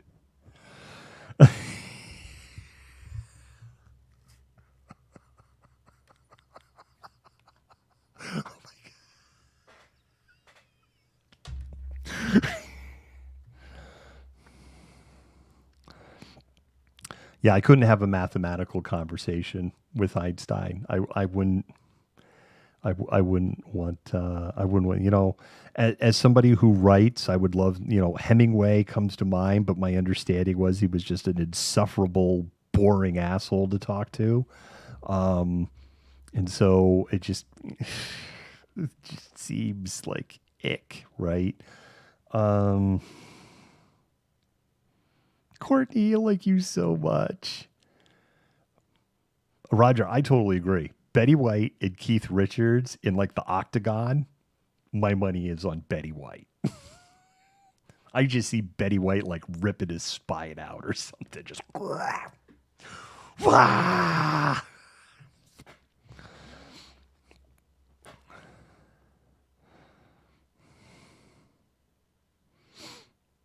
Keith Richards is 60% cocaine. Oh my God.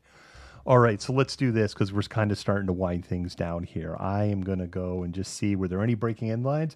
We haven't had breaking headlines towards the end of the show in a while. Oh,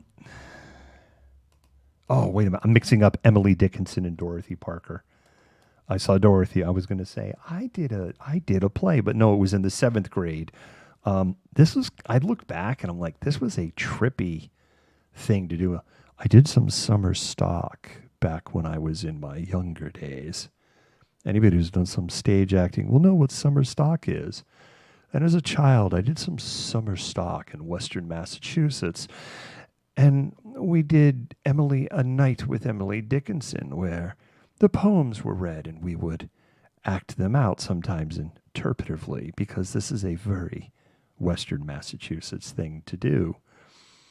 And as 7th graders, we are acting out topics of suicide. I just kind of look back now and I'm like, oh my goodness. California's mandating vaccines for all healthcare workers, and I could not be happier about this. I had talked about this when I was in California, about how at where my mother is at her assisted living facility, and how one of the med techs there is not only anti-vax and unvax, but advertises it vociferously to a vulnerable population. And so I am thrilled that California is mandating vaccines for all healthcare workers, including those in nursing home and assisted living facilities and memory care facilities. I am thrilled because bye-bye or get the shot. We'll probably stretch. We're going to talk about this one thing a little bit more. I do want to talk about this. Oh God, Kanye West is in the news, whatever. Steelers beat the Cowboys, whatever. United States kicking ass in the medal race, 92 medals. 4 behind if you go by gold medals. China has 34, United States has 30.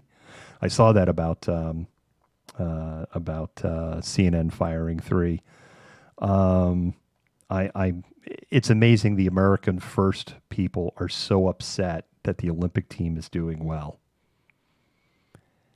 Hey, America first people, that 2020 Olympic team, right? The Olympics were supposed that's Donald Trump's. I mean, I get it. He didn't pick the athletes, but these people were signed up for 2020 when Donald Trump was president.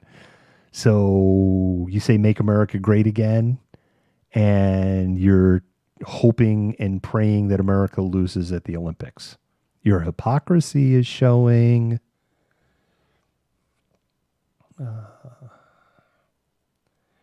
Oh, I saw this other thing. I don't know if you saw this bullshit, like the Star Wars Galactic Cruiser experience. It's like $5,000 for 2 days. So apparently you can go in a Star Wars Galactic Cruiser at Disney if you're rich.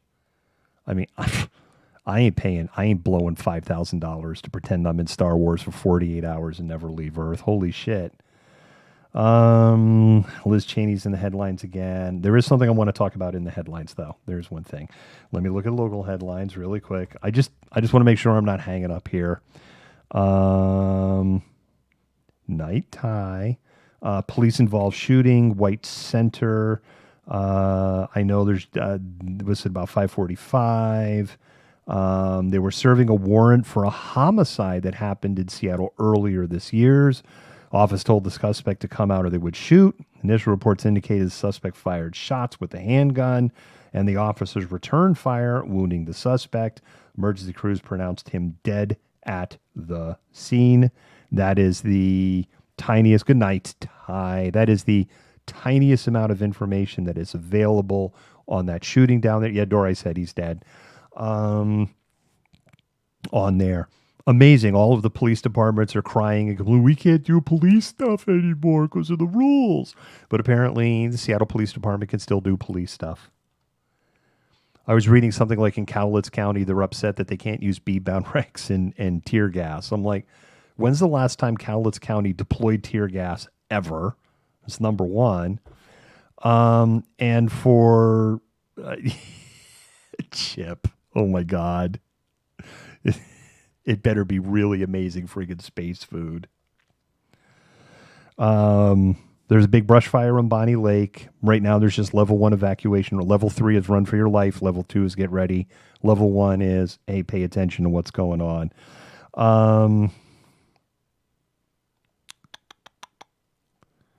Let's see. So that's what's going on. Oh, one other thing I want to say, they're still counting ballots, so don't count Pete Holmes out yet.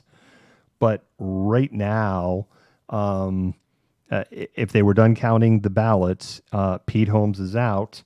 It would be Nicole Thomas Kennedy and Ann Davidson for city attorney. But I will say, I think Pete Holmes is into trouble. Oh my God, Kayla, the iceberg thing. When I saw the picture of that museum, I immediately realized that the Rick and Morty episode, I think it's in season 1, the last episode where they do, or the second to last episode where they do the Titanic experience.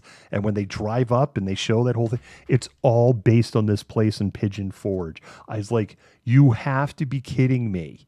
They built something like this in Pigeon Forge, Tennessee. And it's like, this is Rick and Morty mocked this. No, I didn't see that. But, the police are milking this for all it's worth. Shelley, I don't know. I don't know how close I was. I probably not... Probably not that close. Good question, though. I can pull it up on a map.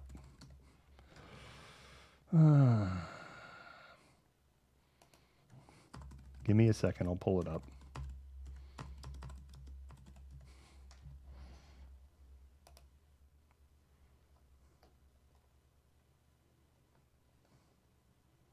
Oh, shut up.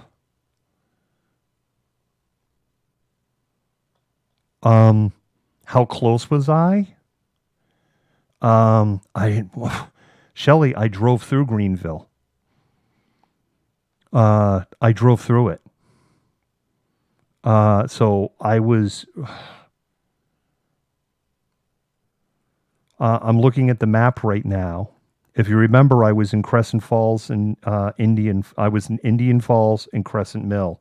If you were driving on Highway 89, it's Indian Falls, Moccasin. The town Moccasin is in the map. There's literally nothing in Moccasin. Nothing exists in Moccasin. It's Indian Falls, Crescent Mills, and then Greenville. Yeah, I know when I drove through Greenville had like a Dollar General. I remember seriously when I drove through Greenville, I was kind of feeling a little hungry at that time because when I drove through Greenville, I was leaving. Holy crap! I did not realize that this was the case. So I know when I was like around Twain, that's where I was explaining that the fire departments were starting to set up a defensive line because the fire was burning to my north there in Twain and had burned through not too long ago when I went through there, Indian Falls, Crescent Mills. If you saw some of the videos and stuff that I'd ran, you saw things were still smoldering when I went through Indian Falls. They're still and I know one of the things that I had talked about in the video and talked about in the story that we wrote, all of those I wish Ty was still here because this is an area that Ty has a lot of expertise. That those underground fires, those stump fires, one of the things I was saying is these are just flare ups waiting to happen. If you get some strong wind, you're going to get some flare ups, and this is just going to push this fire. I seriously did not realize how close to Greenville I was, and the pictures that I saw where you'll see that the pictures that were taken by the press that were there was in an area right where the road is very, very wide, and the road is very, very wide through Greenville. And there were definitely areas there where you could have embedded while there was a fire. It definitely would raise your blood pressure, but there were definitely wide enough areas where there was nothing that could burn, where you could get into say a safe spot and document from there. Thank you for the question. I really did not realize how close I was to Greenville. So that, that was by far the biggest town in that whole area. The next biggest town is if you go in the other direction, which is Quincy. And Quincy is almost 5,000 people. That's down Route 70. Also on the other side, Greenville was the biggest one. You haven't seen the video? The town of Greenville has spent a lot of time in that community, surrounding communities, people's homes and businesses are decimated into piles of rubble. Even firemen addicts are now displaced. Yeah. Once we did a fundraiser to help these firefighters, do donations, but I'll do my best. Da, da, da, da.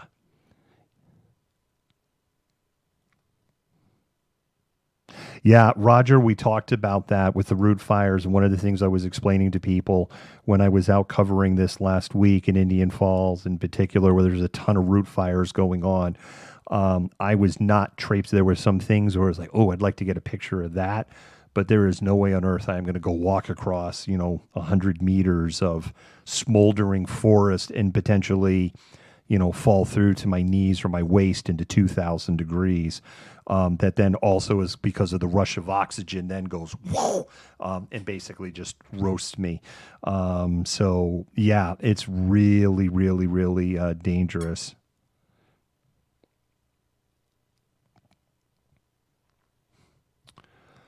Kayla, you didn't see the video from, I can run that video. I actually still have it queued up. And there's still one other thing I want to talk about. Y'all got me going. I'll go ahead and replay that video. I've got it queued up. Anyway, so this is a video that I shot in Indian Falls last Friday, so almost a week ago.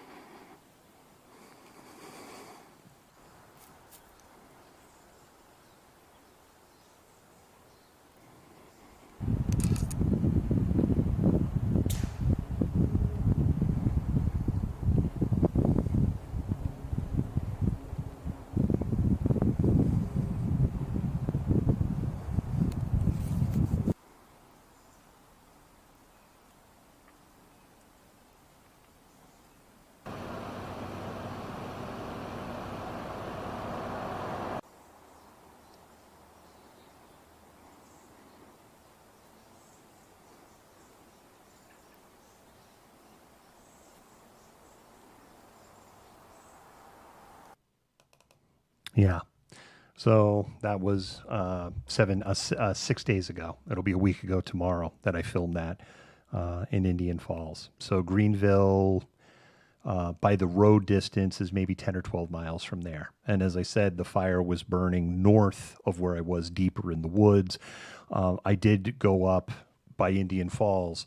Um, in between Indian Falls and Crescent Mills, maybe Moccasin, even though there's nothing, Moccasin just a name on a map.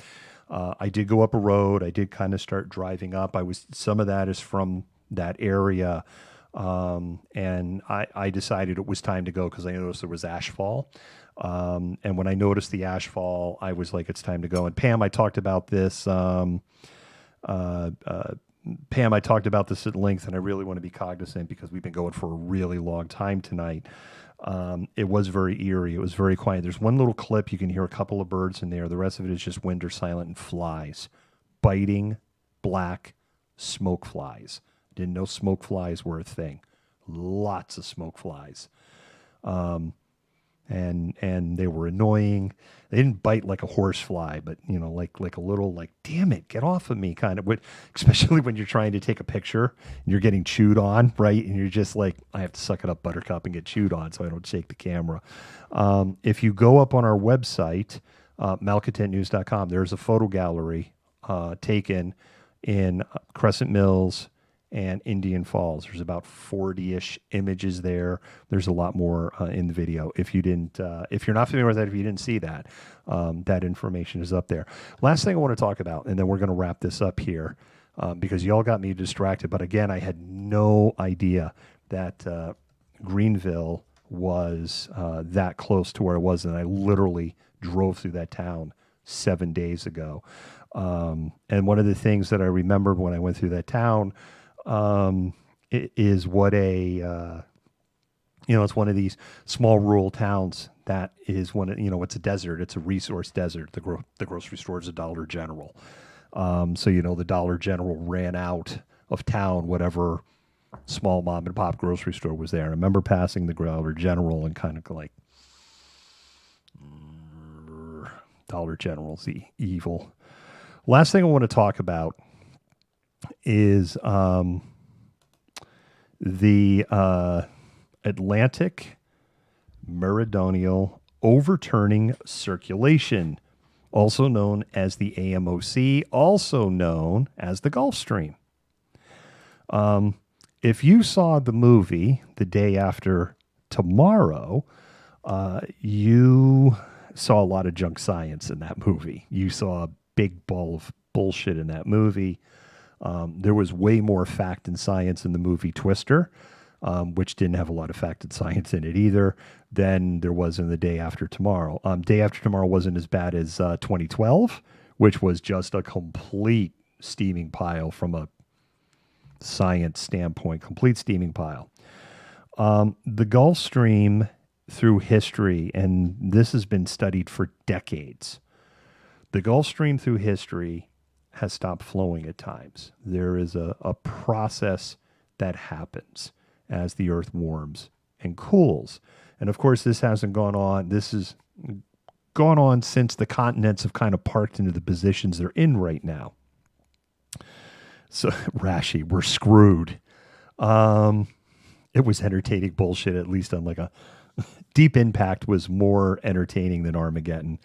The only movie that I liked about Armageddon, the only line in that whole movie that I liked in Armageddon, I would love to be in the position where the government needs me to do something, and one of my conditions is I never pay income tax again. Ever. I would love to have been in that position. I loved that scene. The movie's just total bullshit. Deep Impact was total bullshit. Anyway, it was a complete steaming pile, Roger. So let's talk about the Gulf Stream. Since the continents moved into the relative positions where there has been this current.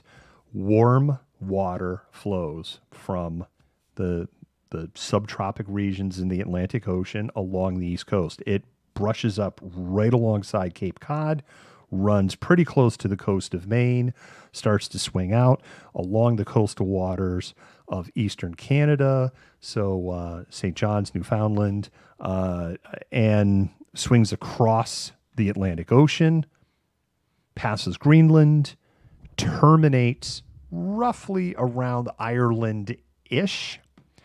And then because it's cooling, right? That warm water is cooling. And if you've ever, I say this as a New Englander, if you've ever gone in a boat out into the ocean and you head east far enough, you know that the water literally changes color, and you know when you've hit the Gulf Stream.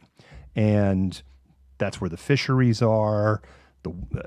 And the Gulf Stream has a significant impact on the weather in the New England states, from roughly say New Jersey all the way north in Canada. It impacts Greenland. It impacts Ireland, England, France, Denmark, the Scandinavian countries. What's happening is Greenland is melting, and we know this. And it's fresh water that's melting. That fresh water is flooding off of Greenland. And it is desalinating the ocean where it flows in. So instead of having your normal salinity there, you have a lower degree of salinity off the coast of Greenland where the Gulf Stream is passing. It is strangling that current. Now, full stop. We know from studying ice cores that this has happened before. And it was expected that whether human beings were on the planet or not, at some point it would happen again as planet goes through these natural oscillations. It was projected that this ending of this current, this disruption of the current, would become increasingly likely by 2100. Now, one of the things that we had happen back here in June, if you remember, is and for other parts in the country, and what we're seeing this summer around the planet are weather scenarios that weren't expected until 2050, 2070, 2100. And they're here in 2020. And there are climatologists that are going, holy crap, this is happening way faster than what we thought. The current, the Gulf Stream, is reaching a level of instability.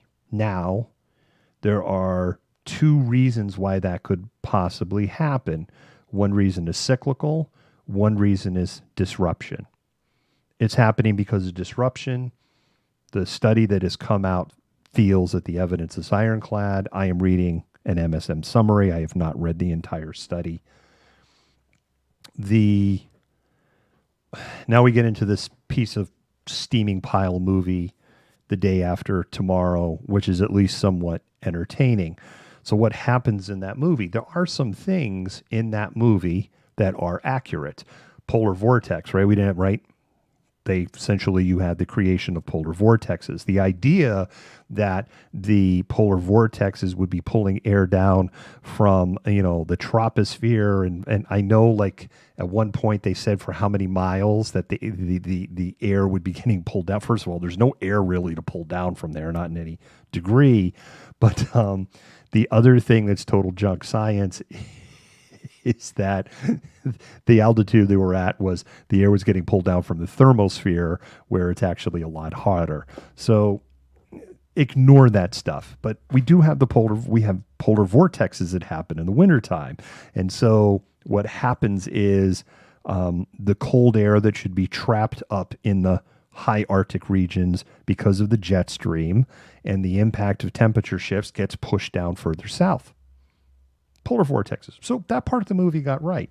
The instant flash freezing at 150 below zero, complete bullshit. Everybody who is north of this line is going to die in the next 48 hours, complete and total bullshit.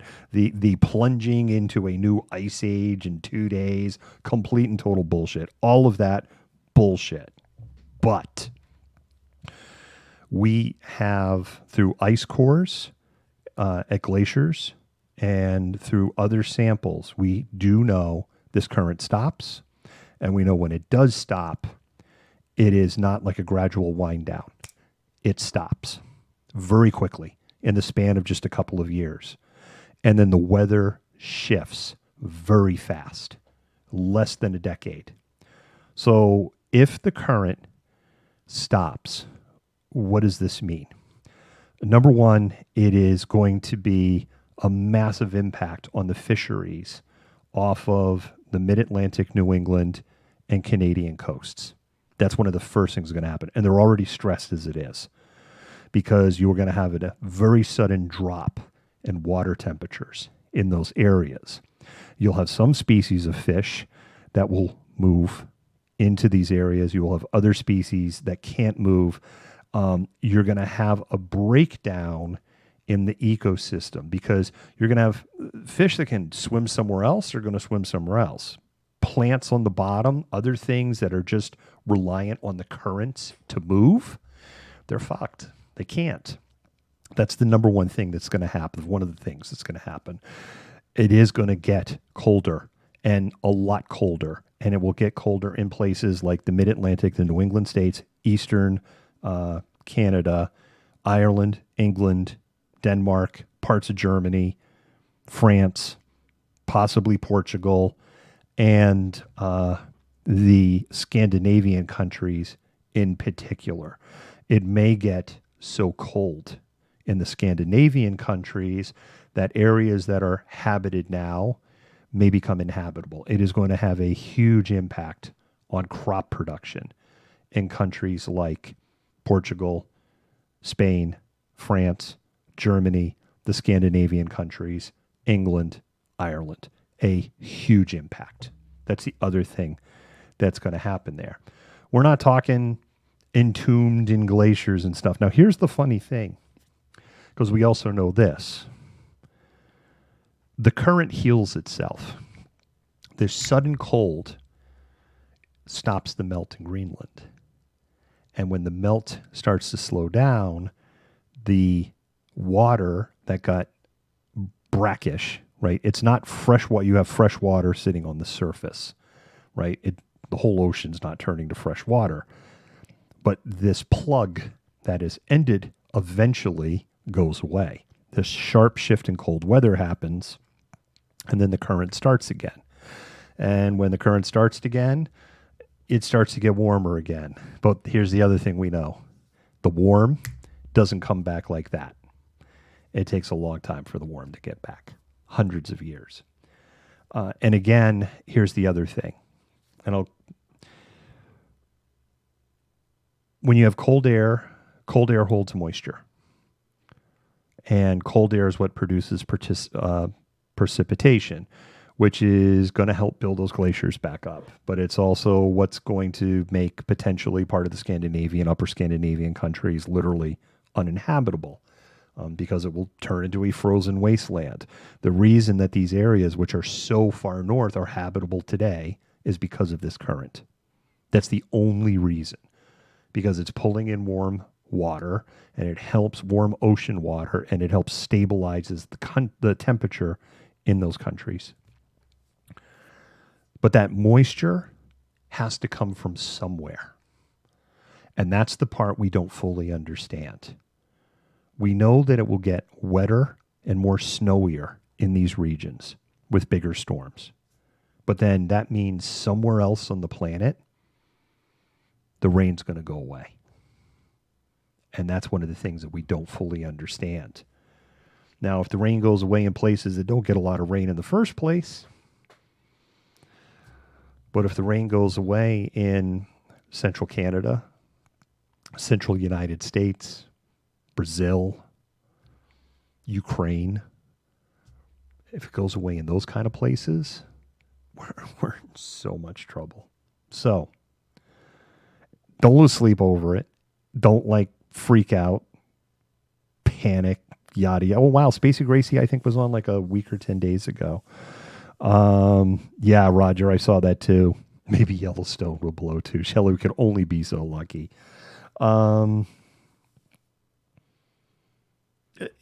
It's like, don't panic over it. It's not that. But I used this analogy before, and I know some people picked up and retweeted it. We're all in a car. The check engine light's been on for a long time. The check engine light is flashing now. Now, what you may not know if you're not into cars, then it becomes a bad analogy because you have to explain it. When the check engine light is flashing, that means you need to pull over now. You're destroying the engine. It means you're having a misfire event and you were literally destroying your engine. The check engine light is flashing. And the 0.1% and the politicians that are in the back seat of the car are screaming at the top of their lungs, just keep driving. Now, these assholes are building their survival bunkers in New Zealand as fast as they friggin' can. And New Zealand is considered the number one place on the entire planet to live in if you were to have a societal collapse and we all come into Mad Max land. But interestingly, the United States is number 6 on that list because we're resource vast and a very, very large country with a relatively strong central government. I'm like, holy crap, if we're number 6. It's like, I see. So Tasmania was number 2, by the way. Interesting, Australia was not in the top 6. Ireland, interesting, was. And when I read this thing recently. But seriously, political billionaires, these people who are like, it's not a problem, just keep going. Yeah, they all have friggin' survival bunkers in New Zealand. Like, literally. I worry we're reaching this tipping point, and we're reaching it faster than we ever thought we were going to get to.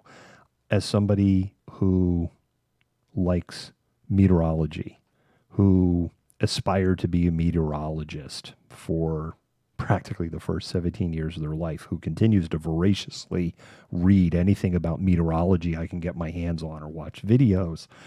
I was in this, when I say conservative, not politically conservative, I was deeply in this camp of the planet's getting warmer. This is something I was saying maybe 15 years ago.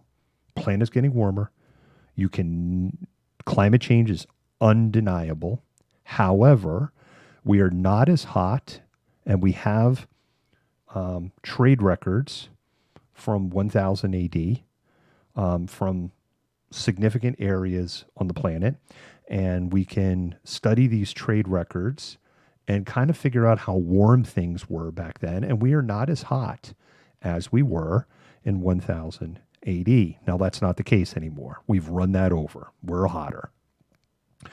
And so it raises the question, is it us or is this just happening? Now, it doesn't matter if it's just us, if it's us, or if it's just happening. We should get ready for it no matter what. And I have now moved into the camp of, nah, it's us. We're screwing this up because it's never changed this fast. And we know that. Certainly, it hasn't changed this fast without the help of, say, like an asteroid hitting the planet or, the Yellowstone volcano exploding how many hundreds of thousands of years ago that did. These huge LE events, those are the things that kind of move the needle. Another one, the meteor that struck out in Arizona 50,000 years ago, that messed up Christmas for a bunch of critters on the planet for a while. Those big earth-shattering things move the needle. We haven't seen anything like this otherwise. It's us. It's us. And there are so many things on this planet where the indicator lights are like yellow or red. And the thing is, the demise of the human race has been predicted since humans have been putting paintings on the side of caves. We have always found a way as a species for the 3 million years, if you go back to our first upright ancestors, pre-runners, we've always found a way to evolve and survive. I think people need to understand and remember, if you lived in Pompeii, your view of the world is going to be much smaller than our view of the world today. And this was the or if you witnessed Pompeii, this was the end of times. If you lived through the Black Plague in medieval Europe, this is the end of times. If you were living when Genghis Khan was riding through with his hordes, this was the ends of time. If you were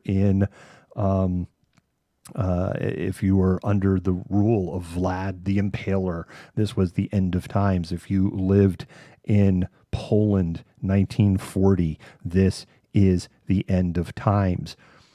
We have gone through in the human experience, this is the end of times. And it hasn't been the end of times. We've always found ways to survive. However, the most dangerous times in the human race is when we transition from one order to another. And during that chaos is when there is the most danger.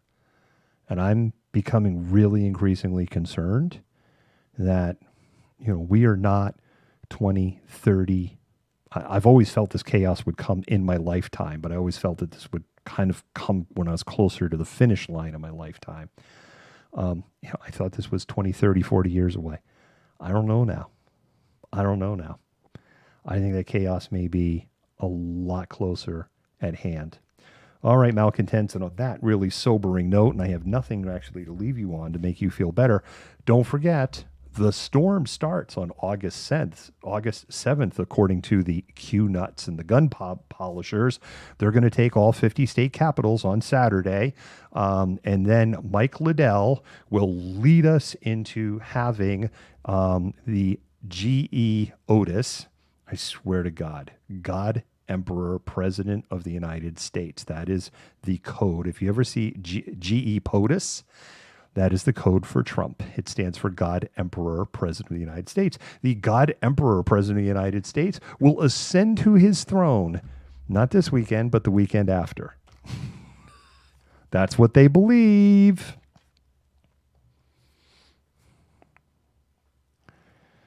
Yeah, Roger, I feel so uplifted now. Do you want me to sing you a song?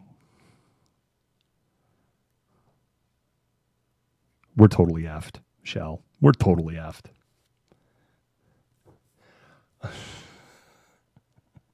Hail Pharaoh. See? I'm leaving you on a funny note. God, Emperor, President of the United States. Well, Dora, you're totally fine if you're flying on Saturday. You're up in the air.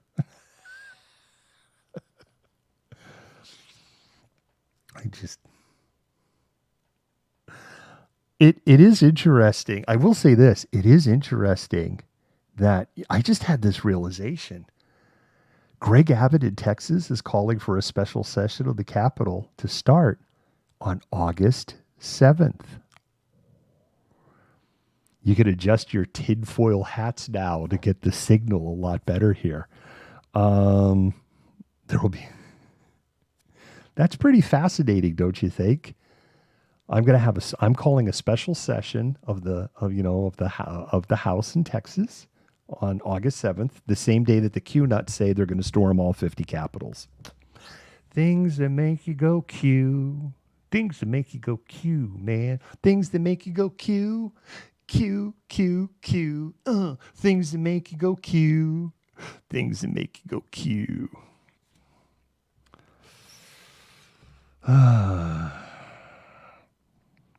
Or Amber, when you talk about G POTUS. I don't know. They picked the 7th. I don't know. I know that the Chuds are planning something, but not in Salem, in Oregon, but not in Salem. I believe it's in Portland. The Chuds have a plan for August 7th in Portland. I don't know. I'm not in the Q chain of command. And George Soros doesn't return my calls. My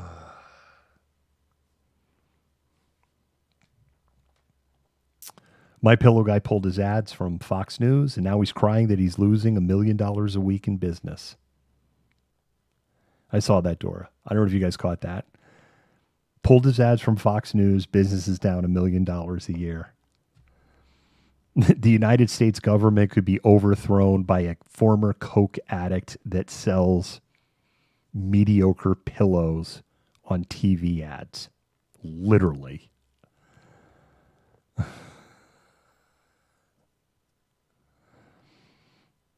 Can you, I mean, if you just think about it, what are the history books going to say?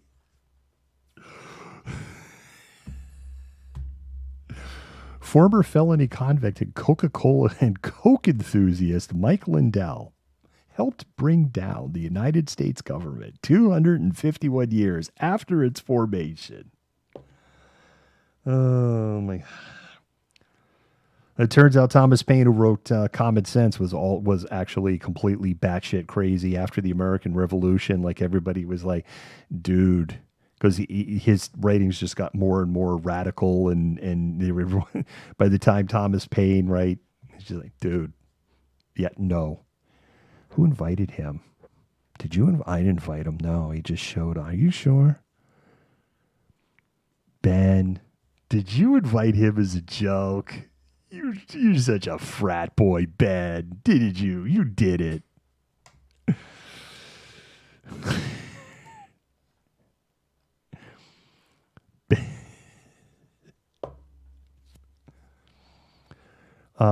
Donald Trump apparently was very upset about the U.S. women's soccer team getting the bronze medal. So there's another little funny bit of news for you.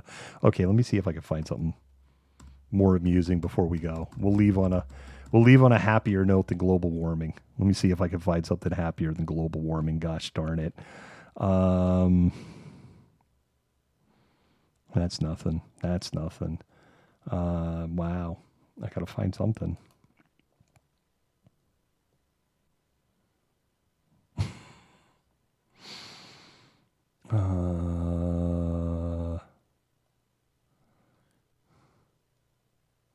I'm trying to find something funny for y'all.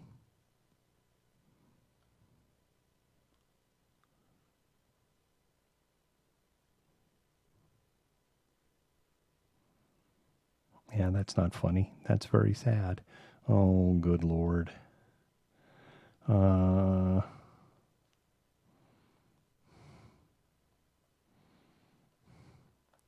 what the heck is this?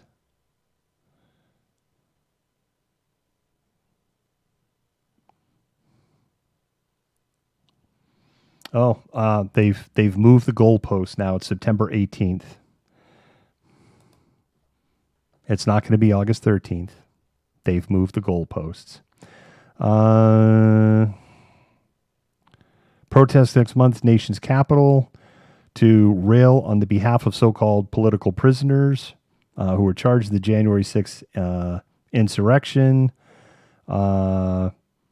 Matt Branyard told White House strategist Steve Bannon. He announced it on the podcast this week. He's calling it the Justice for J6.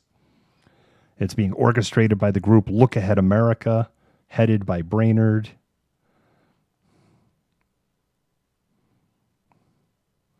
Brainerd told Bannon that things on January 6th were largely peaceful. People were simply egged on by the Capitol Police. Promised that high-profile speakers, including members of Congress, would attend the rally. He declined to reveal their identities to HuffPost until confirmed. Okay, let's see. Lauren Boebert, Matt Gaetz, Marjorie Taylor Greene, Josh. Notice how Josh Hawley got real quiet. Madison Cawthorn, the dude with the eye patch, his name Crenshaw. I think I just rattled them all off there.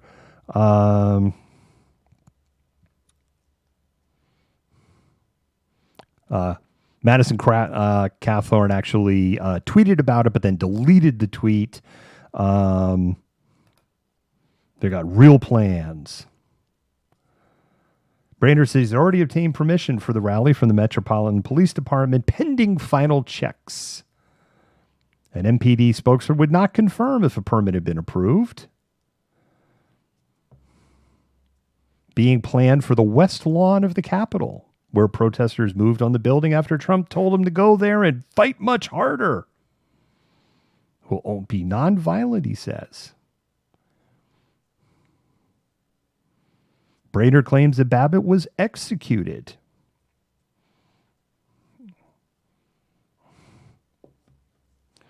Brainerd said the rally will focus on a wrestling to the January 6th storming of the Capitol. They are discouraging protesters from holding signs about any election or candidates. Will also discourage the use of any MAGA gear. Asked if the group had been active in the behalf of any peaceful political prisoners arrested at Black Lives Matters protest, he said, I don't know anything about that.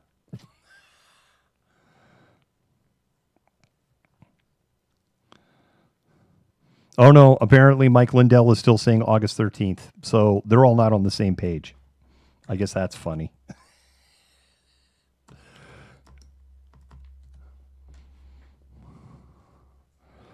Let's see, a Florida man was arrested in the Florida Keys for biting part of a man's ears off. That's a very Florida man thing. It's a great mugshot of him, too.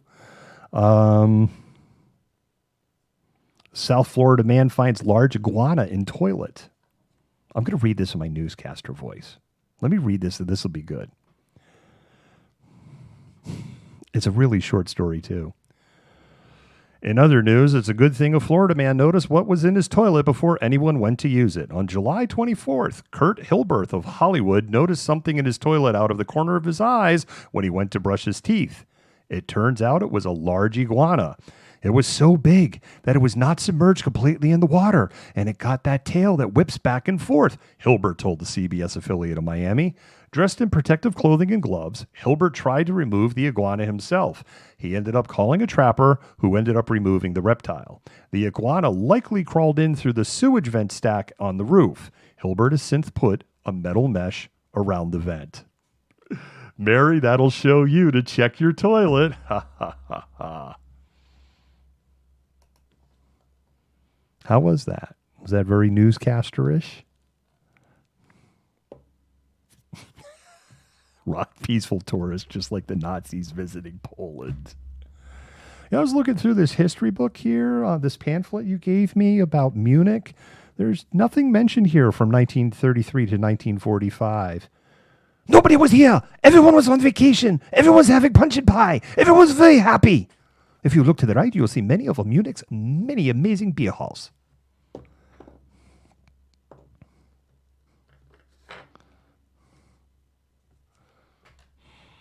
Snakes on it. I ain't not sitting on. I am sick and tired of motherfucking iguanas in these motherfucking toilets.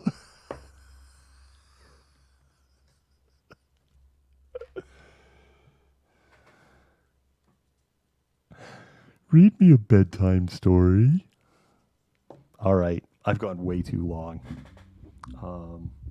I need to wrap it up. I got a long day tomorrow, a couple of big meetings. I got to go downtown. I hope the announcer man voice lifted the moon at the end. Changing my living person to Sam Jackson. You're cut off. Hippos eating. I saw the hippos eating watermelon. All right, everybody. That's it. We're going to call it a night.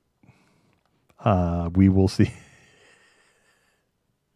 It's a great bedtime story. I've freaking done it. I've heard it. I've seen it. But we're ending. We're ending. And I totally have to get Studio 3 put back together, and we'll get Studio 3 put back together. With that, everybody, Malcontent out.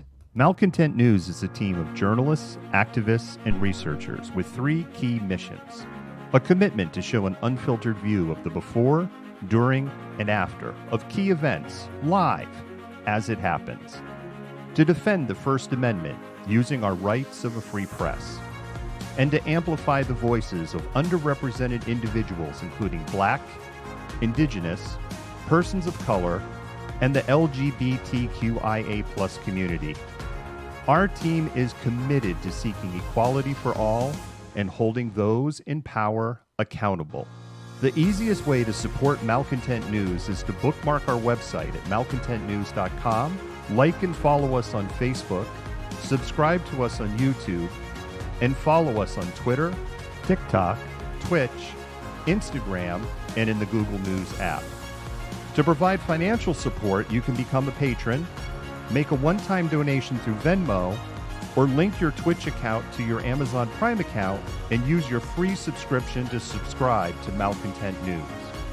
Thank you for supporting independent journalism and for being a malcontent.